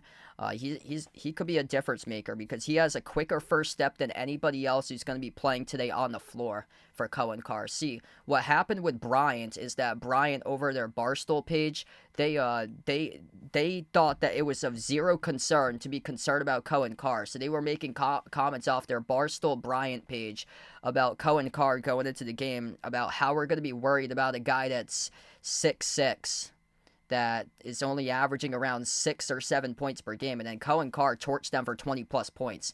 He was the X factor in that game. Michigan State started out slow, but when he comes into the game, he just completely changes the vibe of that Michigan State team. He plays with an it factor. He's got a quick step. He plays similar to Anthony Edwards, and it's those guys that bring positive energy out on the team. And what makes you worry if you're Auburn, because Auburn has a lot of foul issues with their team. If you straight line attack Auburn and they commit a lot of foul issues, they're going to start to unravel. And Michigan State generates a bunch of bench points. They go 10 guys deep, averaging 14 to 27 minutes. I think there's the case today for Michigan State that they could win that game. I'm not high on them in their jump shooting. That's the thing, is that they're not a good jump shooting team, but if they're attacking the rim, they're drawing fouls on Auburn, and Auburn starts to like unravel and stuff. Like there was a point during the last game against Michigan, Chad Baker-Mazara had like 3 or 4 fouls still with like midway through the second half to go. I mean, it's some of the stuff that it could come down to today could be coaching. Tom Izzo has the advantage over Bruce Pearl, in my opinion, in coaching, and also basketball IQ, which Michigan State, with that team that they have, how it's built and roster construction, deep team for Michigan State, in my opinion, has a better basketball IQ than Auburn. Auburn with 15 turnovers the last game, that cannot happen today.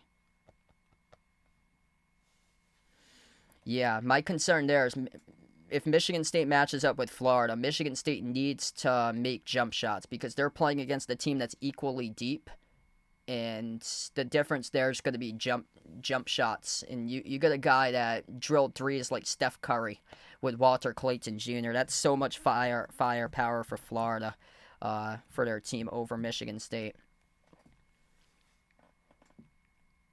Yeah, I am concerned about Michigan State's ability to make jump shots. But if Michigan State's coming out, scooping up long rebounds, attacking the rim, the only thing is Auburn. If Auburn's playing them clean instead of picking up those shooting fouls, then Auburn's one of the best blocking teams in the country. So that's how Auburn could have their impact in that game, is blocking those shots.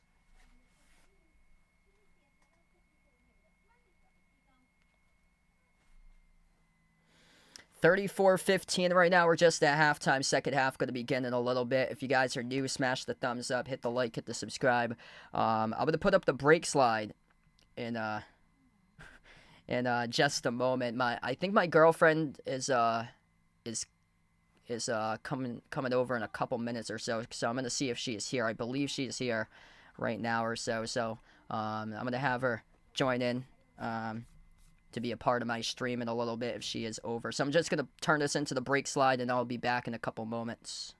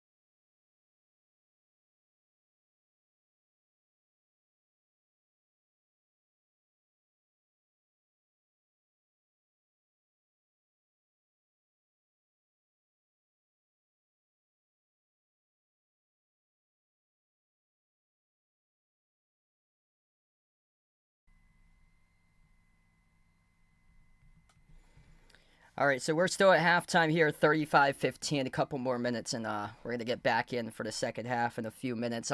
I have a visitor coming over a couple minutes from now. My girlfriend's like a minute away or so, so she'll be in here in a couple minutes, joining me in for my stream. Thanks all for patiently waiting. Appreciate you guys for being a part here of the channel. If you guys are new, smash the thumbs up, hit the like, hit the subscribe right now at halftime. And yeah, this game is just lopsided here, Carly. Big boy physicality. Houston defense looking so strong.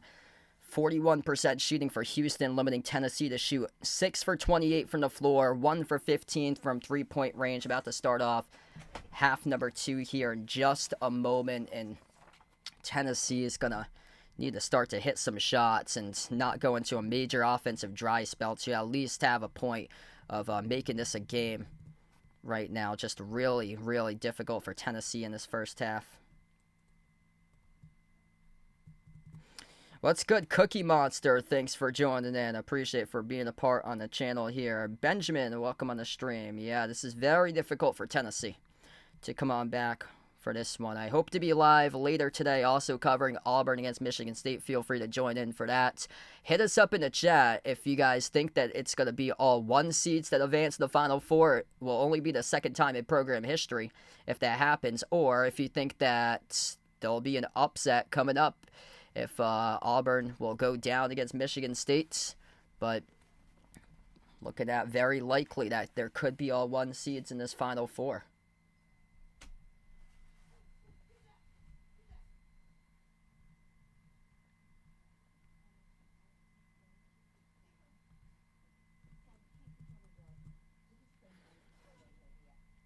34-15 right now, so we're about to start the second half in just a moment.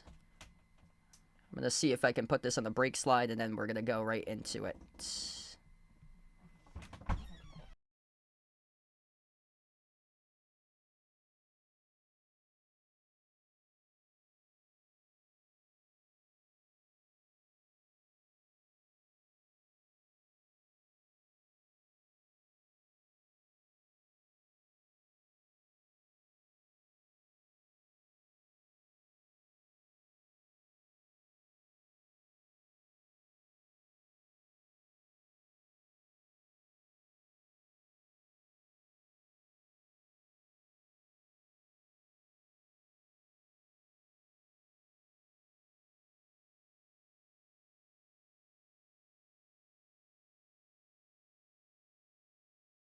All right, we are back in right now. Start to the second half in this one. 34-15. Yeah, this game's kind of lopsided. I got my girlfriend in joining with me. She just came on by and spent some time this weekend.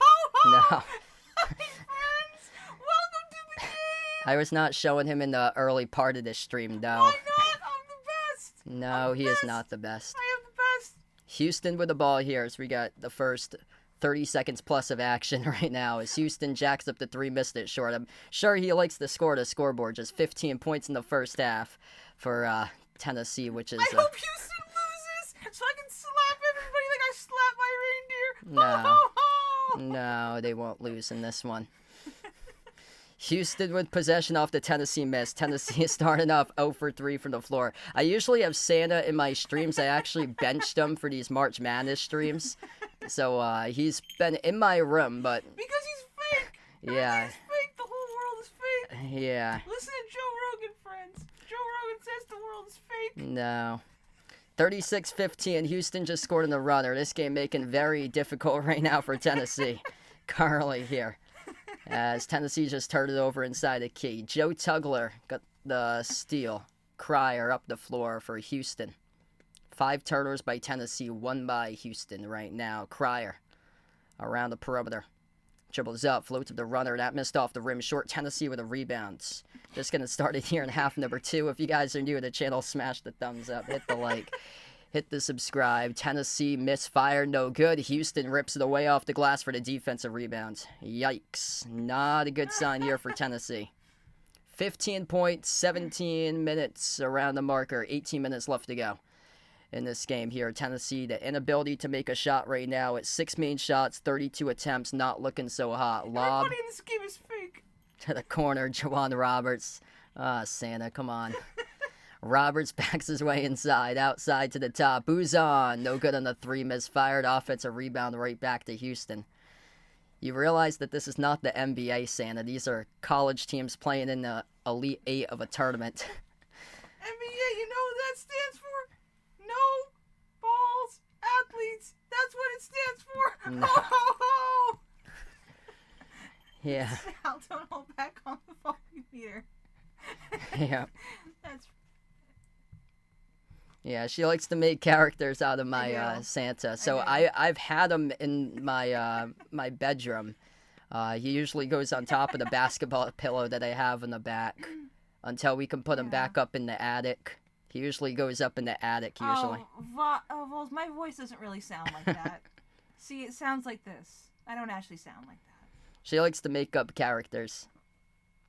36-15.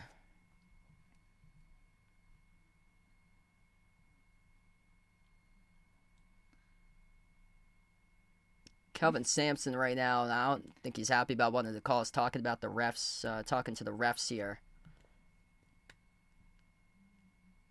Hi, Lucas. Hi, Vegas. Hi, thanks, KO. Oh, the clock didn't start. So that was the issue there. The shot clock didn't start. Now they get the shot clock started. 16 made field goals, just 1 turnover this entire game. An absolute masterclass by Houston this afternoon. Milos Uzan, 6 in the shot clock. Crossover, dribbles up inside the key. Floats up the runner, missed off the mark, no good. Tennessee with a rebound by Milicic, and Tennessee needing to get something on the scoreboard right here. Going to be lucky to reach 40 points this entire game. They are stuck right now. Tennessee driving downhill and swatted out of bounds like a volleyball straight to the Tennessee cheerleaders. Houston playing bully ball this entire game. Joseph Tugler soars up and just swats that ball out of bounds.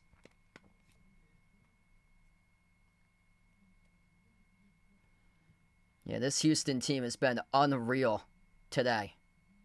Houston going to face Duke if they can win this game in the Final Four next Saturday. That was actually a shooting foul, so not a clean block. This will send Zakai Ziegler to the free throw line. 2 free throws. First one's good.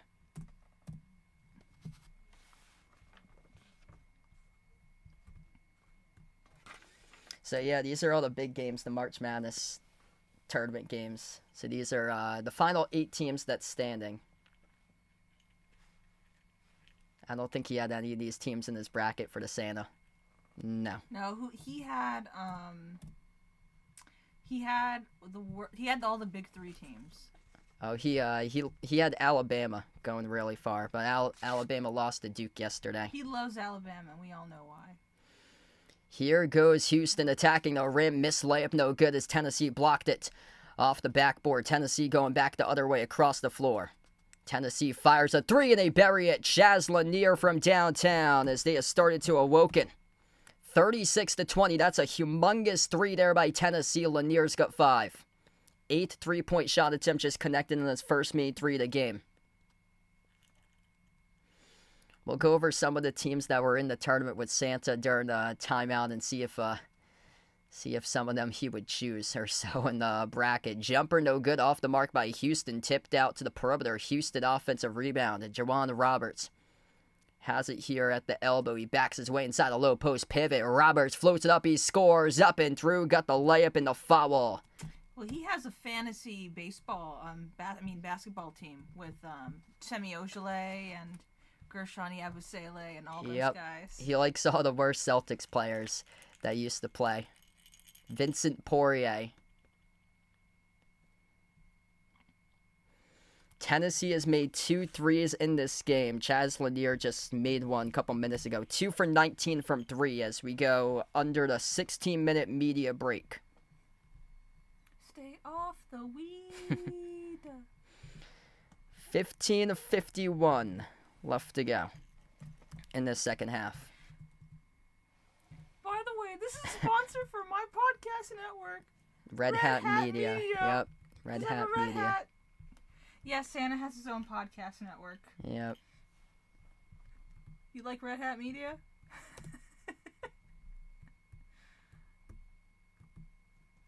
Santa took Arkansas and Alabama really far in his bracket. Oh, my knees are killing me. He also enjoyed watching BYU. Courtney, never weed is good for your soul. That's not what Stephen A. Smith says. Yeah, Houston, they usually go deep into the shot clock, slowing down the game anyway. So, yeah, they're up right now by 18. If they make the free throw, they'll go up by 19. So, using more clock definitely going to benefit Houston to just it's going to be tough for Tennessee to reach 40 at the end of the game if they keep on struggling shooting the ball. If you guys are new in the stream, smash the thumbs up, hit the like, hit the subscribe on the timeout currently. Man, this game is just no contest here. Santa said the game was fake. Yeah. He's Santa's over here laughing at Tennessee right now. Well, Michigan State cover. I really like Michigan State. And that one later today. Who's a man-child, Courtney? Jay Ramirez says hello to you. Hello. Hey, Jay. Hey, Courtney, who's a man-child? Stephen A. Smith or Santamu? Santa's, yep. They're both man-children. Yeah, both this one. Both Percy having toke a little bit. Okay. Well, Paul Pierce was doing some of that, and he got in some trouble. He didn't get asked back to the studios after that. Hope all is well with him. I got my Paul Pierce jersey. I put it in the back for every Celtics stream that I cover. Yes and yes. So both of them are both Santa and Stephen A. are man children. We got Pleasant Hill back in. Welcome back in. Yeah, wow, Jay Ramirez. I think you're in 11th place in the bracket challenge. Vegas and Jeffrey doing pretty good as well in the bracket challenge I saw. So might get all 4. There we go. Hi, Jason. What's good, Jason? Welcome back in, man.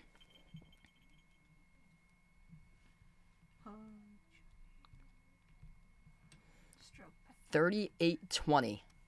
That is not a typo right now on the scoreboard. Hopefully, if you do sports betting, hopefully you took the under in this game. The over-under for total points was at 126.5. Right now, we get to combine 58 points with under 16 minutes left. 1 free throw by Houston. This is my girlfriend. Hey, is that your mom? I don't know if I should be offended by that or flattered by that.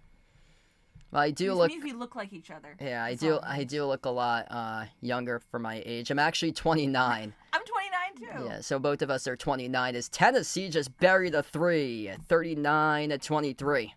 Finally, they're starting to show up here. I said I thought it would be like a 15 or 16 point win by Houston, so I wasn't too comfortable with going Houston to lead the second half on the money line. What about our friend? What did our friend from work get on his brackets? I don't know.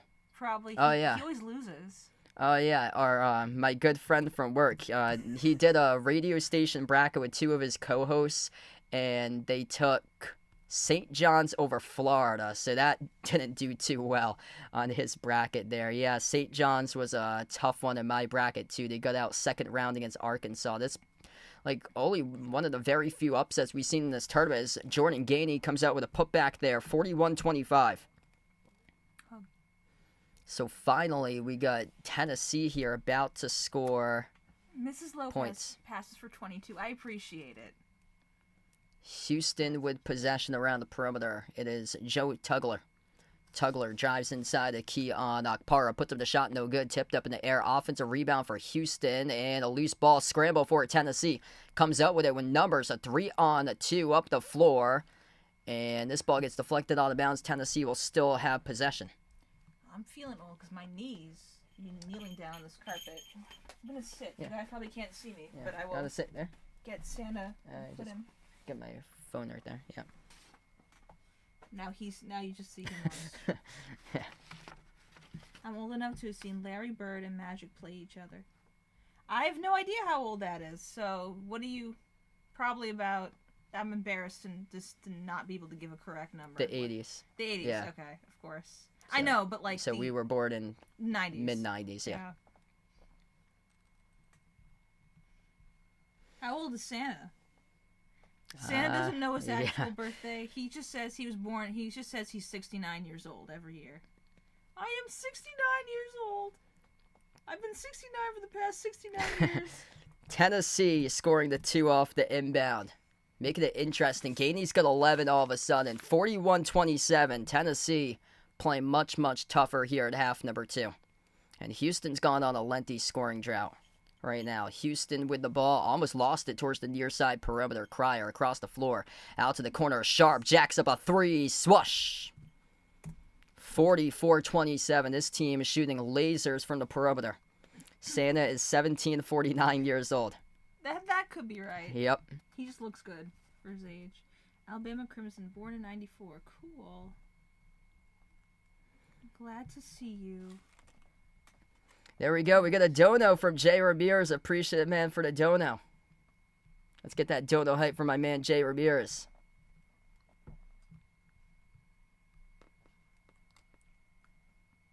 Girlfriend hype. Girlfriend hype. Chaz Lanier for Tennessee will substitute out. Yeah, that was a huge 3 that Houston had. They got the court crew mopping up the floor right now. Pat, pat, pat, pat.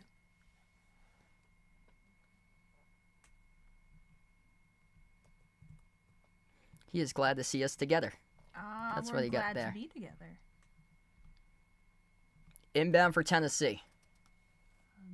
17 points trailing in this game. Just a lot to come on back from how they were down earlier. They were down 34-15 at halftime. Tennessee, right baseline dribble here by Ziegler. Swings it out to the top. Gainey jacks up a 3. He delivers. Oh, they enjoy me as a co-host. I should come on more often. 44-30 right now. Heath Bobby, thanks for joining back in. I think that that Santa is a good co-host too. Yep. Houston's going to take a timeout here. 13:09 left to go in the second half as we head over to the timeout slide. I don't know who this guy is. I think he's a character too. Wow. It's like a unicorn thing. Happy unicorn like Porzingis. Porzingis the unicorn. Well, you know who was not happy? Sabonis when he got stomped on by Draymond Green. Santa loves Draymond Green. He loves all the most violent players in the league. He loves Sabonis last week injuring Jason Tatum. Oh, yeah, and she can be the color commentator. I could. I was shocked to see Tatum was back playing yesterday. He had a double-double, so he only missed one game. After that looked like a pretty bad injury when Sabonis got him on that 3 last week. Did he do it? I didn't watch. Did he do it on purpose, or it was like a... I don't think so. It's just he got to have some better court awareness skills for Sabonis. I don't even think Sabonis was supposed to play in that game. He was a game time decision. He was coming back from his own injury, and then he tried to contest a 3 by Tatum, and Tatum landed right on the shoe of Sabonis, rolled his ankle. It looked terrible at first. Like it looked like he could miss like 2, 3, or 4 weeks, and then he missed just one game, and then he came back like 4 days later. Wow. Yes, Jason, the spelling is right. Got it perfect. Most people don't get it right. I've seen people spell it with like no vowels, and I'm like, how do you do that? I mean, some people spell it SHRSS. I'm like, how do you? But you got it right, Jason.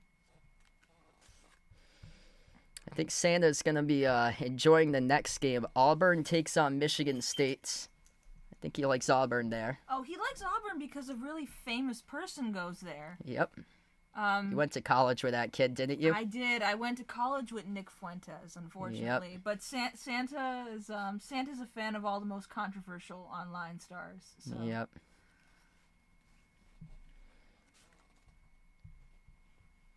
Yeah, what a guy. He claimed that he got kicked. He claimed that he left BU, but he actually got kicked out after going to Charlottesville, which he deserved. Gee. Yeah.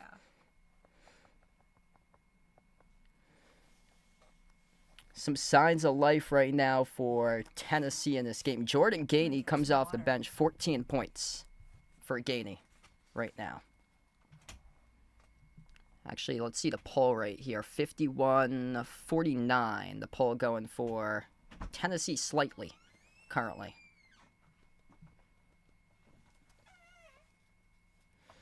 So yeah, if you guys are new in the stream, smash the thumbs up, hit the like, hit the subscribe as we're about to get back to action after this timeout.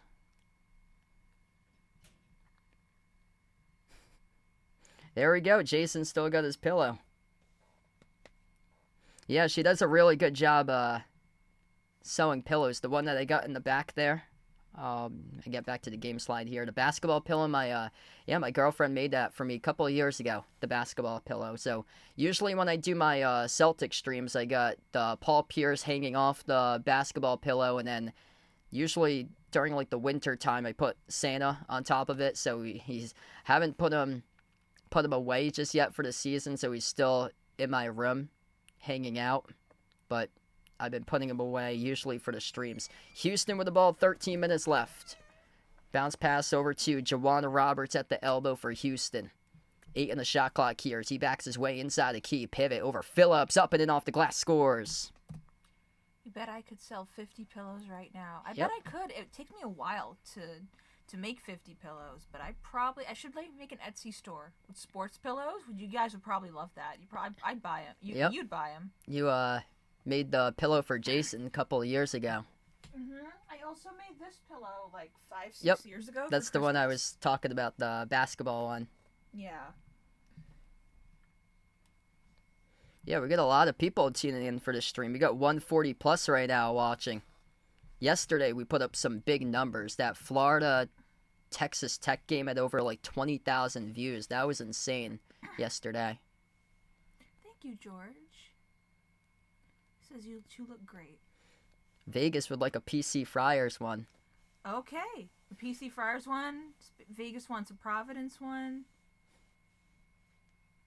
I could open up an NCAA store. Could do that. If you put your requests in for pillows, I'll send them over. If you give me your addresses, I'll do it. I got my in the about section. I have my email. We'll put it in your merch over there. Oh yeah, I can like do merch for that too. I got the one I have for my channel, or I'm not sure if that would go about on merch because that's actually copying the logo of a sports team. But I guess I can't. Yeah, but this is the one that I got for my channel over on the merchandise site. Is the pillow right there. I made him a Patriots scarf once, but the Patriots suck so bad that nobody wants to wear anything Patriots related anymore. Yeah, I told her not to get me anything Patriots related until they start to win games. We might be much better next year. They just got Stephon Diggs last week. Tennessee missed the jumper for the deep two. Houston with a rebound. So maybe next year I'll see if there's any good stuff you can get me Patriots-wise. Right now, just Celtic stuff because the Patriots not so good recently. This guy likes the Jets. Yeah, he's a big Jets fan. Jets. He bets on the Jets a lot. 46-30 with 11:41 left. We're under 12 minutes left to go as we're going to hit another media timeout here. Until they win at least 8-7 games. Yep.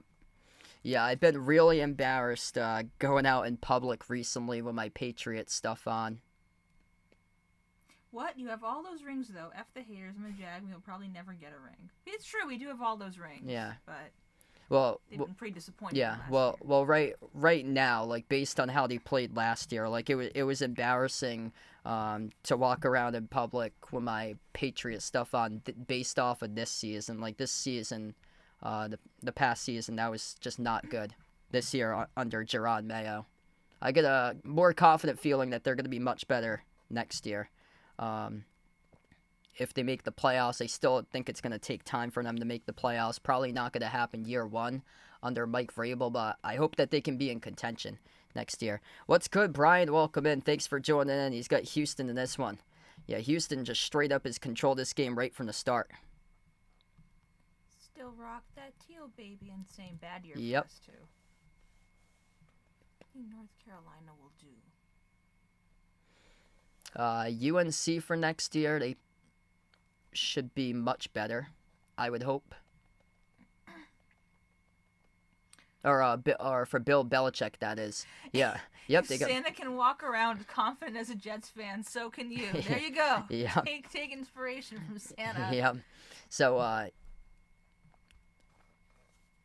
for Bill Belichick now at UNC, I think he's going to do pretty well. I'm hoping that he can get into the college football playoffs, hopefully.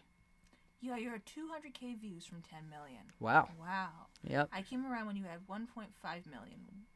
Yeah, that had to be in the bubble back in 2020. Is this me and Santa bringing in all the views too? I don't think so. I think we're making it worse. Well, we got 160 people almost watching, and it's kept constant, so that's good. Okay, that's good. Yeah. Yesterday, it was like crazy numbers for the first game, but that was because it was really close. This game hasn't been close, so and it's also an afternoon time slot game, so a lot of people are probably out as well. Last night, they had like 2 games going on at night, so it was a bunch of people tuning in for those. But yeah, this is like the end of the tournament, so after this, it's just next Saturday, they get the 2 Final Four games, and then Monday is the national championship. My favorite stream is still the Ultimate Choice. Yep, the Ultimate Choke. The Ultimate Choke. 2021. Philadelphia 76ers with Ben Simmons. Oh. He had a wide open layup, decided to not lay it up and in, and pass the ball off to his teammate. They lost against the Hawks in the NBA playoffs. Oh, I thought that was Draymond Green putting Rudy Gobert in the chokehold. Back to action, inbound, Cryer. His 3 came up short for Houston. Offensive rebound. Houston puts it up, no good off the glass. Tipped around. Tennessee controls the defensive rebound. Much better second half here for Tennessee. They can make some noise if they control a 3. They got a hot hand with Jordan Gainey. A couple made shots from the perimeter for him. He has it here at the edge of the midcourt logo. 15 on the shot clock. Moves it off to Ziegler. Floats the pass over the top. Houston denies that dough. Deflects that alley-oop opportunity, and it goes right back over to Houston. Jason wants us to get a place so he can stay the night, and he can try a $45 lobster roll. What do you think? Have a guest bedroom. We'll all get lobster rolls, and Santa will join us, and that'll be a really good time. We'll do meet and greets. Yeah, the lobster rolls are actually further up north. They're like, Maine. Yeah, 2 hours, 3 hours north of where we are. So those are over in Maine. We got a lot of like quahogs, clam chowder. Yeah. That's more so Rhode Island, so that they have. They got stuffies too. That they have over in Rhode Island. So those are like 15, 20 minutes away from where I am in some places. Tennessee back with possession. A lot of dribbling here for Tennessee, trying to see if they can get an open look. Bounce pass, roller downhill, and they scored a layup. Up and in off the glass by Meshack. It's a 14-point game. Now, if they make this into like a 10-point game, we're going to make it really interesting right here for Tennessee to get this back win in 10. They haven't been in a 10-point game since the first couple minutes. They come up with a steal. Houston got it stripped. Houston going stagnant right now midway through the second. Zakai Ziegler has it at the top of the key. Sends it off to his right. Gainey up fake. Dribbles out baseline. Watch out for this one. And he goes up, gets followed on a hard personal foul. Charged to Javier Francis. 2 free throws coming up for Zakai Ziegler for Tennessee. And that's Jordan Gainey, number 11 for Tennessee, who will shoot the free throws.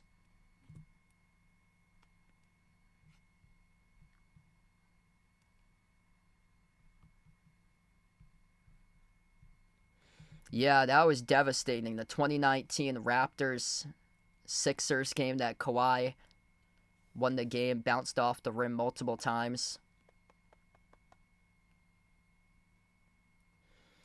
2 free throws for Tennessee, trying to make this a game. First one's good. This score was 34-15 at halftime.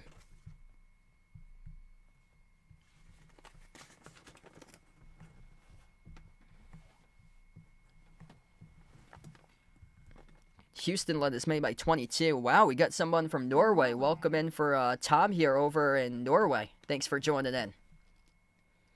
Got a lot of great international reach in the stream. I know a lot of my NBA streams have a bunch of like Philippines, people out from the Philippines that come in. What if you got somebody from Armenia? I don't think I've got Armenia yet, unfortunately. Somebody from Iran. You would get, actually, there's a lot of people in Iran who are Lakers fans, so you might. I think I've got people from Iran before. I've got Pakistan, Afghanistan. Welcome to Afghanistan. Welcome to Azerbaijan. Welcome to Iran. Welcome to Afghanistan. Houston goes in the whole full court run out off the inbound and just scored. 9.5 left to go here in the second. That's a crushing possession there for Tennessee's defense. I'm still going to stick with Houston to win this game, probably around like 15 or 16, in my honest opinion. Tennessee, off the dribble handoff. Meshack. You guys could have a free Philippines honeymoon with all your fans. Why don't we do it? Honestly. Toy Story 3 was alright. I don't think I've seen 3. I think I've seen 1 and 2, but... Turned over there by Tennessee. They had it stripped and it went off the knee of Zakai Ziegler out of bounds.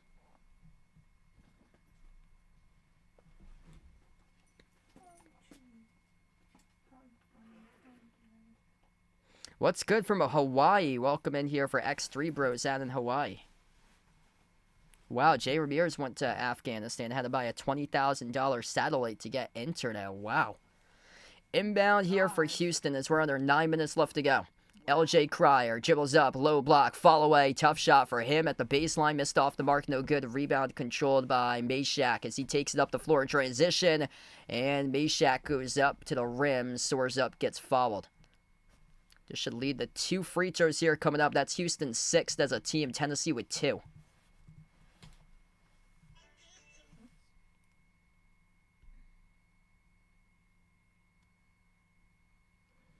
Wow, yeah, I can only imagine. That must have...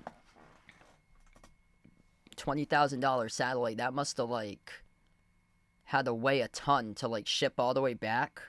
Wow, 50 people had to bring it as a group. Wow. Yeah, that must have weighed like thousands and thousands of pounds for like a gigantic satellite.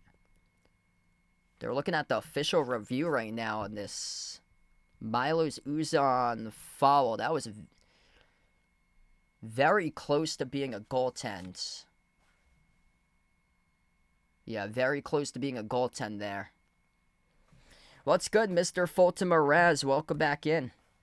Got some good news today. He's made it to the next round. America's Got Talent for Season 20. I'll be on the lookout for you. That's awesome. Best of luck there to my man, Mr. Fulton Mraz. He's going to go on AGT. Awesome. So right now, official review on the personal foul charge to Milos Uzan. Very close there to the rim. They got it as a goaltend right now. So they got that as a goaltend currently. 48-35.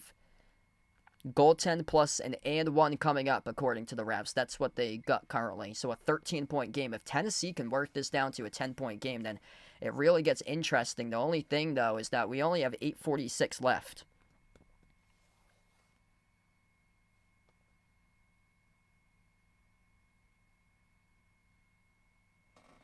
So Tennessee will get a free throw out of this with Meshack.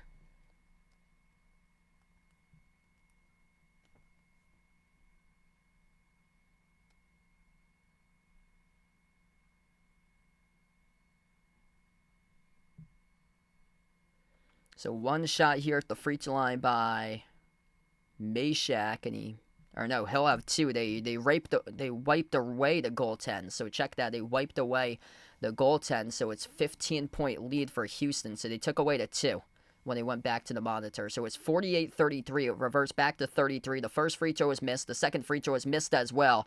And the rebound goes directly to Uzan for Houston. That's a crusher for Houston, or a crusher for Tennessee, because they just got 2 points taken away off an initial goaltend. It was reviewed and said no goaltend after review. Houston with possession here. Jawan Roberts backs his way. Bounce pass Uzan out the wing. Sharp launches a three. Off the mark, no good. Tennessee with a defensive rebound. 48-33 currently. So a 15-point lead for Houston. Lanier, and he gets his team winning 13. So there's the 35 on the scoreboard for Tennessee. So yeah, this is starting to get interesting here. Tennessee, you get a stop, you make a three, it's a 10-point game, and then you're in sort of reach right now because Tennessee's outscored Houston 20-14 in the second half. Houston with possession, bounce pass over to Roberts, outside Uzan, slides it off the Sharp, catch and fire three, halfway down, rattled out, the ball gets tipped up, offensive rebound controlled by Cryer, jumper connects on it. Crushing for Tennessee, couldn't box out in the rebound, Houston by 15. Tennessee with possession. Zakai Ziegler. Double teaming at the top. Bounce pass over to the wing. Launching the three. Number 8. Darlingstone Dubar missed it off the mark. And Houston comes back with a rebound. Do I call baseball games? I usually don't stream baseball games. I call college baseball games for a couple of teams in person. But I haven't really streamed like baseball games in a while or so. Because I'm usually like busy covering a lot of like the NBA stuff or college basketball. Cookie Monster likes crafting pillows there. There we go. Yep, the basketball pillow my girlfriend a couple of years ago. That was my birthday present. That was a Christmas present. Yep, that's right. Oh, the birthday present was the red hat. Yeah. You got me. Yep, my red hat.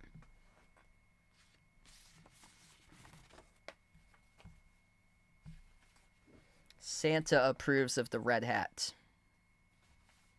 Yeah, I've covered a couple baseball streams before. The viewership isn't as big compared to basketball because baseball has got like a declining viewership to it, unfortunately. The good thing about it is that the games are getting shorter. I think the average game was around 2 hours and 45 minutes last year. That's much shorter compared to a couple of years ago. Like 3 years ago, there was a lot of trouble with viewership because the games were lasting like 4 or 5 hours. Were some of the baseball games. So it's good to see that the games are going by fast. Yeah, last Saturday I covered a college baseball game at Stonehill. It was Stonehill against Maryland Eastern Shore. Maryland Eastern Shore last year went 0-48 in college baseball. And, man, this game was rough. So Maryland Eastern Shore, they led 1-0 through 5 innings. The pitcher from Maryland Eastern Shore had a career-high 8 strikeouts, throwing a 5-inning shutout. In the 6th inning, the manager from Maryland Eastern Shore substituted out the pitcher, who had a career-high 8 strikeouts, pitching a shutout. And instead, he put in a pitcher who had an ERA of 18 in his place. And the pitcher who had an ERA of 18 allowed the first 4 batters to reach base. And then he got substituted out of the game with 0 outs recorded. 0.0 innings pitched with 4 batters faced, all 4 batters reaching base. And then another pitcher came in that had an ERA of 9 point something, and that pitcher allowed like 7 runs, which 4 of those runs were earned runs via the first pitcher because he allowed those 4 guys to reach on base. And then Stonehill led 7-1 after that inning, and Stonehill ended up winning 7-5. Yeah, it wasn't that long. It actually didn't go on and on. It went like around, it started at 12. I was out around 2:50, so it was around, 2 hours and 50 minutes it went on Saturday, or Sunday last week, a week ago. So 2 hours and 50 minutes. Wasn't that bad. The first 5 innings blew by, and then once we got into the 6th inning where there were pitchers being substituted in, that's when there was a lot of, stoppage or so, and that's when it started to drag on. Man, it was cold that game. This is a D1 school that I broadcast for, Stonehill. They don't have a press box at their baseball field, so I'm the broadcaster for them for college baseball. I had to sit on metal bleachers, which last Sunday was 35 degrees and 25-mile-per-hour wind gusts, so it felt like it was 25 outside. Yeah, it was freezing. I actually had to go back to my car and get a blanket because the bleachers were ice cold last week. Missed 3 by Houston as we come back to action here. Tennessee with possession. Left baseline dribble for the Vols. They go backdoor, and Houston commits a shooting foul charge to Roberts. 2 free throws coming up here for Tennessee.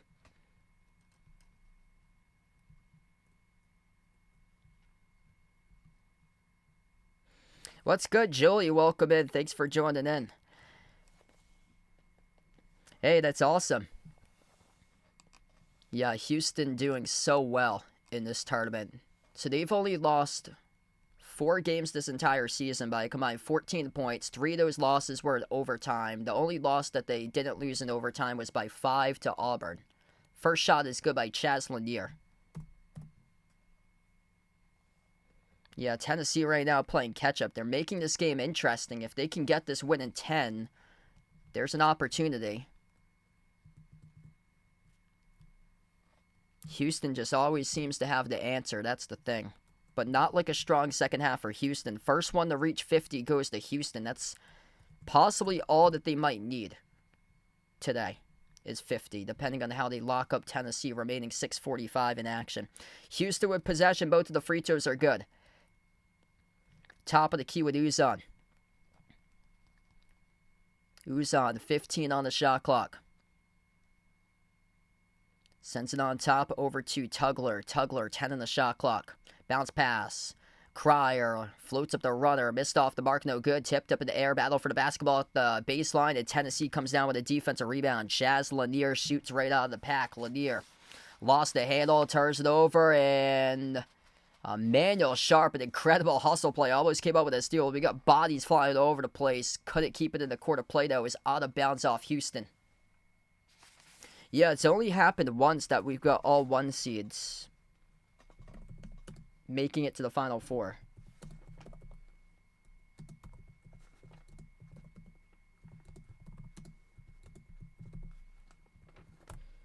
Uh, 2008. Yep, I remember reading that yesterday to you guys. 2008, that was Memphis, Kansas, North Carolina, UCLA. So 3 of the Blue Bloods back in 2008.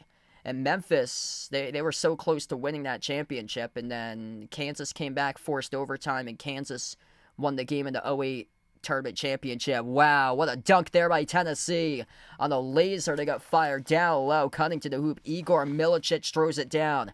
The closest this game has been in a long time since the first start. 6 minutes left to go, 50-39. Tennessee is outscoring Houston 24-16 right now in the second half.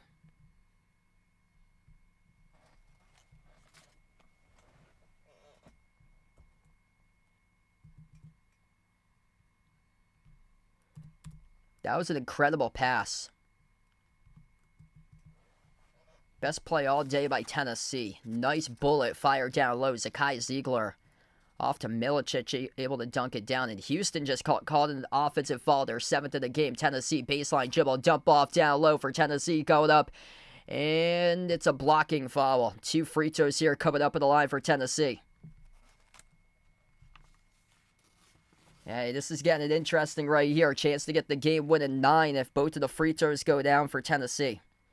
Shooting 4 for 24 from the perimeter today for Tennessee. Yet they have the chance to get this to single digits for the first time since the first 5 or 6 minutes.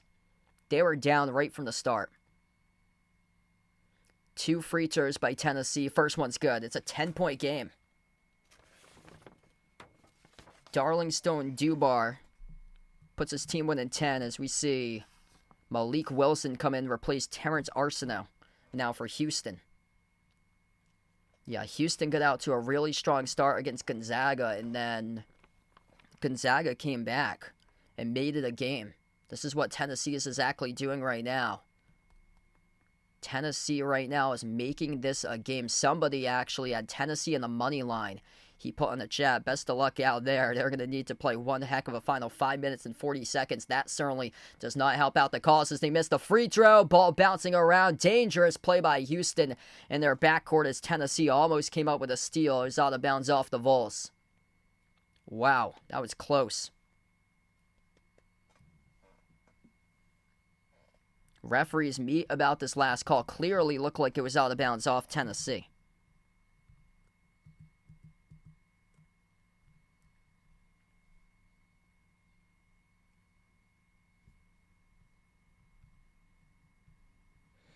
If you guys are new in the stream, smash the thumbs up, hit the like, hit the subscribe. Ring the notification bell as well. We get a lot of people pouring in for this one. 170 plus right now. Appreciate everybody for joining in, and I hope to be back later today around 5, covering Auburn and Michigan State for the final game of the Elite Eight.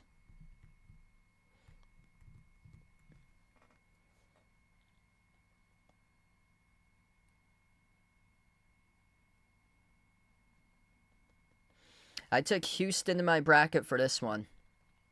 Still, this is being reviewed by the officials whose basketball this will be. So we are down to 5:33 left. Houston leading the poll. It's actually pretty close. 52-48 Houston in the poll. Hit us up who you guys got to win this one today. Houston or Tennessee.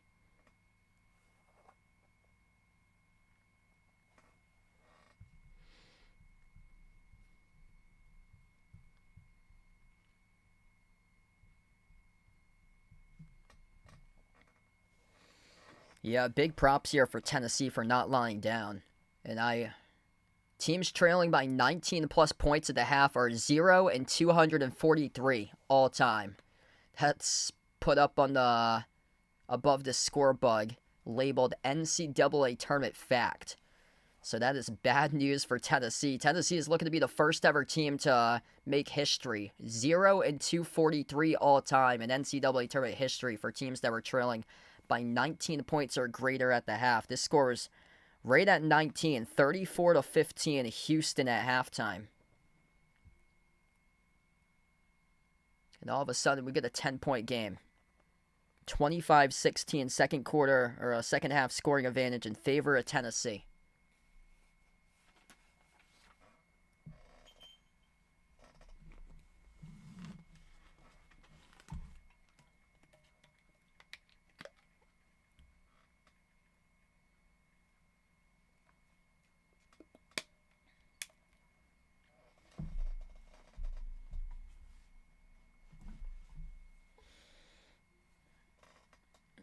So right now, this is still being reviewed on the floor. Tennessee with only 2 personal fouls in the second half. They only got 4 as a team, so no foul trouble. Jawan Roberts with 4, though, for Houston himself.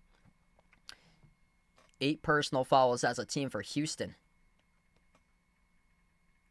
Yeah, Jay Wright, or no, he puts new Villanova head coach. Yeah, Jay Wright used to be the former one. Yeah, so the one that was at Maryland used to coach for Seton Hall, Kevin Willard. Yep, Kevin Willard is the new head coach now for Villanova. Yeah, that was... so there was a Reddit post that was put out about Kevin Willard as Houston gets the inbound. I guess, according to that Reddit post, he did not show up for the team's dinner before the Sweet 16 game against Florida because he was talking to athletic officials at Villanova to take the next head coaching job, and his team got bounced out the next night. That's a huge 3 off the inbound by Emmanuel Sharp to go by 13. 53-40. That's a big time 3 for Houston to build their lead. Tennessee in trouble right now as they lost a dribble, and Houston picks up the reach and foul. This will send Tennessee into the bonus. 1-1 free throws coming up, their 9th as a team. And Kelvin Sampson unhappy about that reach and foul.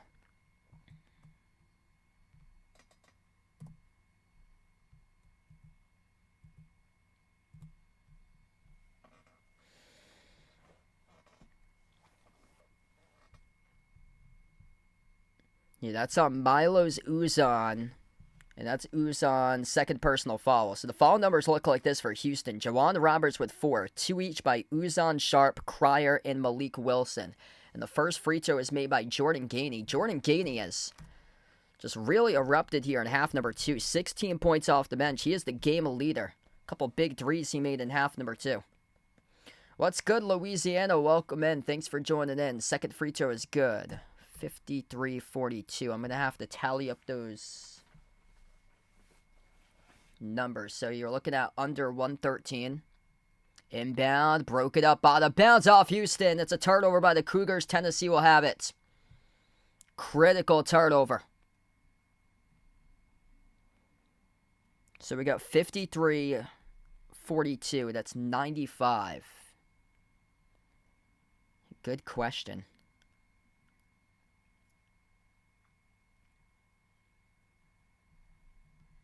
I think it's going to be very, very close to that number. Tennessee downhill, no good. Rebound control by Houston. Yeah, that I'm probably leaning under right now. So under 113 is where I'm probably leaning right now. Houston with a big rebound. They have a chance to start to control tempo here. As Houston takes the 3, they bury it. 56-42. Yeah, Houston's defense been stifling this entire game. Tennessee, I'm not sure if they're going to reach 50. 4.5 minutes left to go. Houston's going to keep on controlling tempo. Tennessee bricks a 3 off the back rim. Houston collects the defensive rebound. Tennessee picks up the loose ball. Foul charge to Meshack in the backcourt as he chops up Uzan.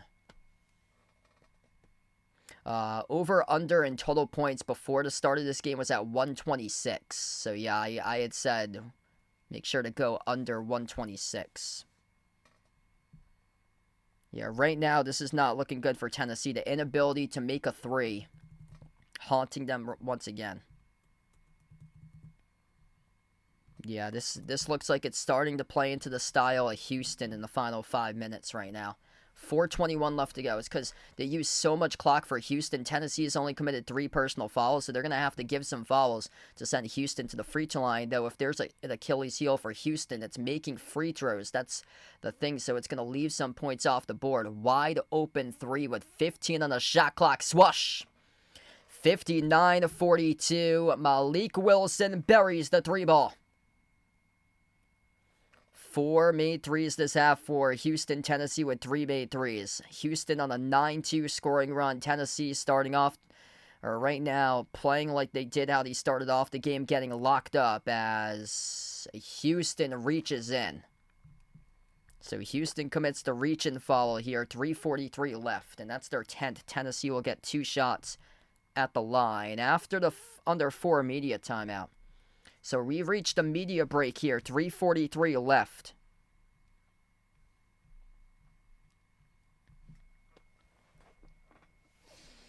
Emmanuel Sharp, 13 points. L.J. Cryer with 12. Tennessee with just one guy in double digits. 17 by Jordan Gainey. And Houston's defense stifling Tennessee this entire game. Only 29% shooting for Tennessee. 4 for 25 from three-point range. Yeah, tough one today right now for Tennessee.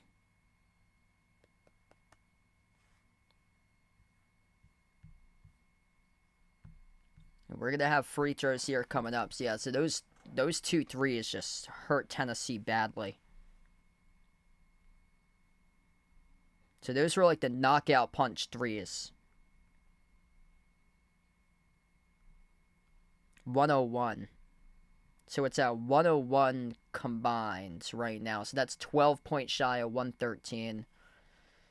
Depends on what happens on these free throws. Houston's going to start to use clock for them. Depends on if Tennessee wants to wave the white flag, call it a game, or start to rack up the fouls when they're down by 17 right now.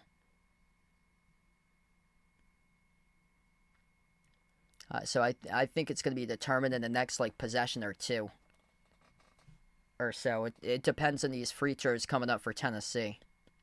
If they miss these shots at the line, looking very likely that Tennessee is going to start to run much more clock and get this game to around the 3-minute mark during the next possession.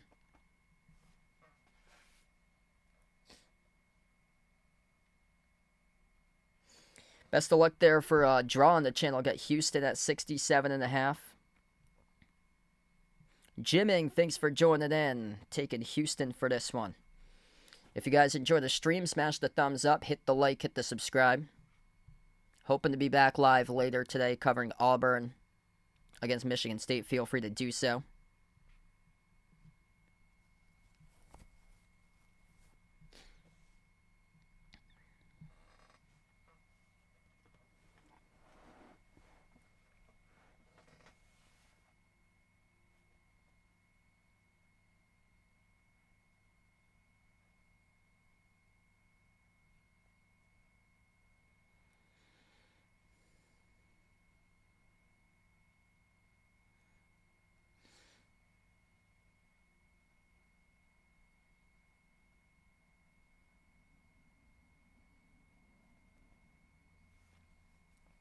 Hey, there we go. I'm in the same boat as you, Ian, right there. So, I took for my Final Four, I took Duke, Florida, Houston, and Michigan State. The next game is just after 5 p.m. Eastern Time. I think it's 5:05 p.m. Eastern Time, the scheduled time for that next game. Sometimes they push it back a little bit further. They push it back, but it's right now it's scheduled for 5:05 p.m. Eastern Time for the start time. 2 shots here by Tennessee. First one is good at the free throw line. What's good, Bradley? Welcome back in, brother. 59-43. Houston just dominant right from the start in this game. They built up a 19-point lead at half. They led as many by 22 points at one point in the first half. And they have just completely locked down Tennessee throughout the entire course of this game. 10 fouls, though, committed by Houston, half number 2. Tennessee with just 3. And Tennessee in the backcourt will pick up their 4th, reaching in.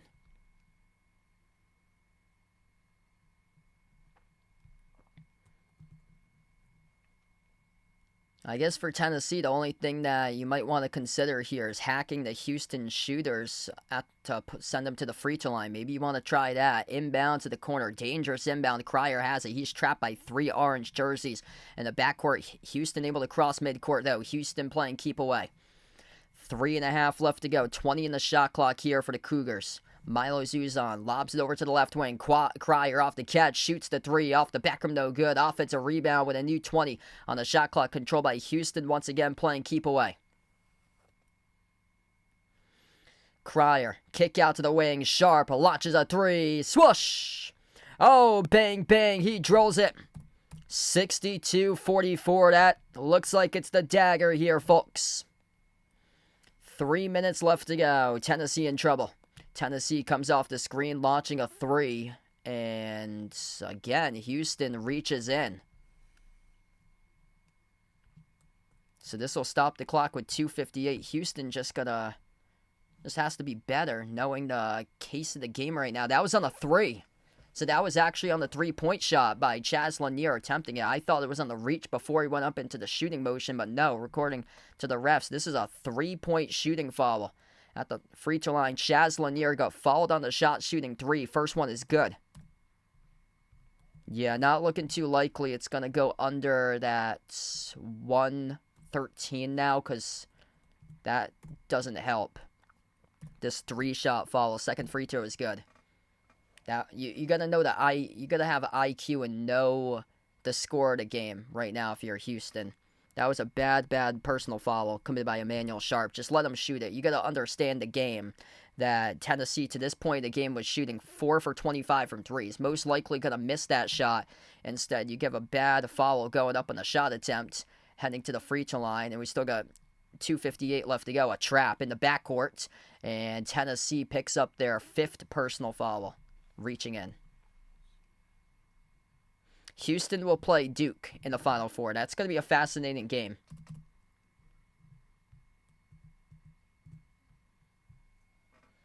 Really fascinating matchup between Houston and Duke. And then Florida will take on the winner of Michigan State versus Auburn coming up after this one.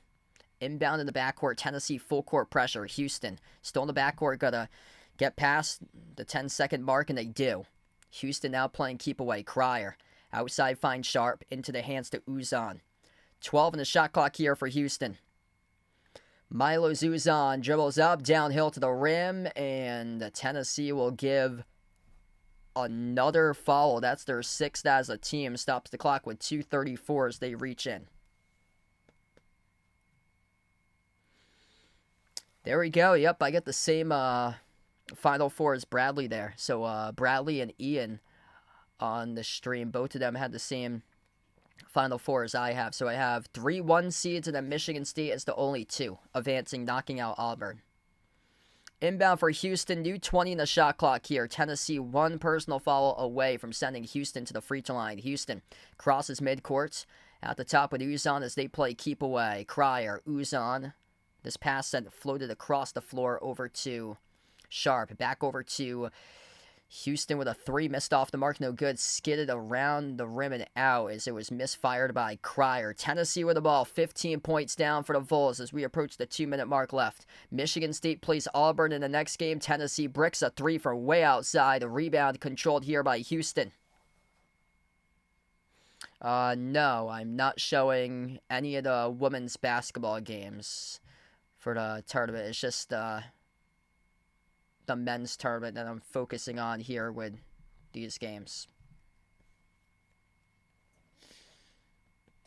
And Tennessee, this time's ticking off the clock, minute 49 left right now. That ball got deflected out of bounds. Houston, 15 on the shot clock, will get the inbound. Cryer, catch and fire 3. There's another dagger. LJ Cryer from downtown, 65-47. 15 by Cryer, just drilled his second 3 of the game. Tennessee just rattled in a 3, 65-50. So Tennessee reaches 50 right now on the scoreboard. So what was the over under 126? I believe that, yeah, that just shattered a 113, unfortunately, on that 3. Yep, it's 115 combined. It was at 126.5. Really, for the first half, it looked like it was going to go well under. The score is 34-15 going into halftime. Yeah, I did not expect a barrage of 3s here the last couple minutes.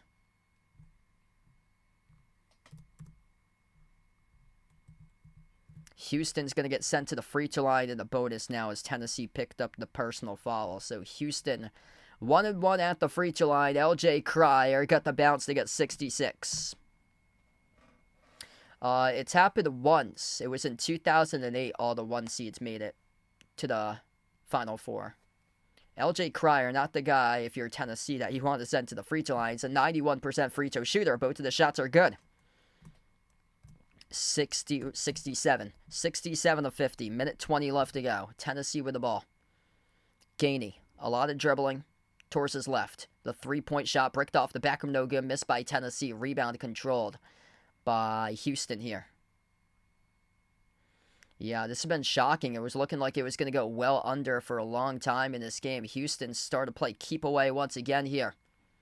Tennessee ain't going to follow. Looks like they're waving the white flag right now. Uza, the rudder, swash. 69-50, Houston. Tennessee with 45 seconds left to go. Using a lot of time off the clock. Gainey across the floor. On the top, it's Meshack. Meshack steps into a three. His three skidded off the rim short. Rebound controlled by Malik Wilson. Houston can smell it. Houston can feel it. Tennessee not going to give a personal foul here. Down by 19 and under 30 seconds left to go. Houston is just going to take the shot clock violation. And the Houston Cougars about to face the Duke Blue Devils next Saturday in the Final Four for a spot on the line in the national championship game coming up next Monday. Just an absolute masterclass by Houston. Dominated this game right from the start. 19-point lead with 6.5 seconds left. Tennessee will have a final possession with 6.5 seconds left.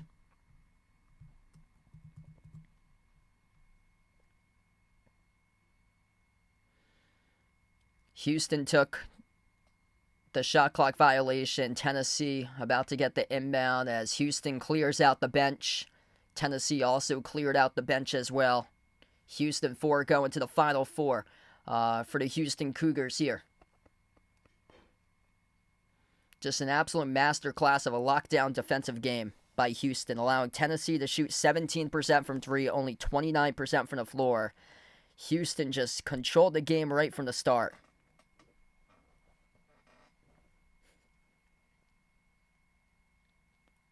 LJ Cryer, 17 points, big-time shot after big-time shot late in this game for Houston. 16 by Emmanuel Sharp. 8 players played, 8 players scored for Houston. Inbound Tennessee. Tennessee ain't going to bother taking a shot. And this game goes final. Congratulations to the Houston Cougars. As they advance, they'll take on Duke in the Final Four. Final score, 69-50. As Houston makes their 7th Final Four appearance in program history, the first since 2021 for the Cougars of Houston.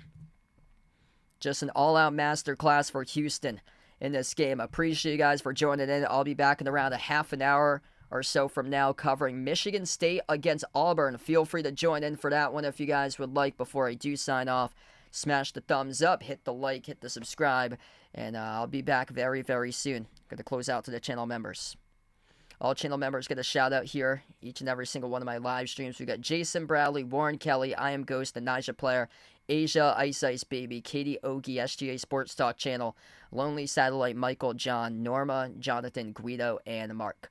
Thanks for joining in, everybody. I'll be back in around a half an hour covering Michigan State, Auburn. Enjoy the rest of your Sunday as Houston goes to the Final Four. They win by 19 over Tennessee, 69-50, the final score. Enjoy the rest of your Sunday, folks.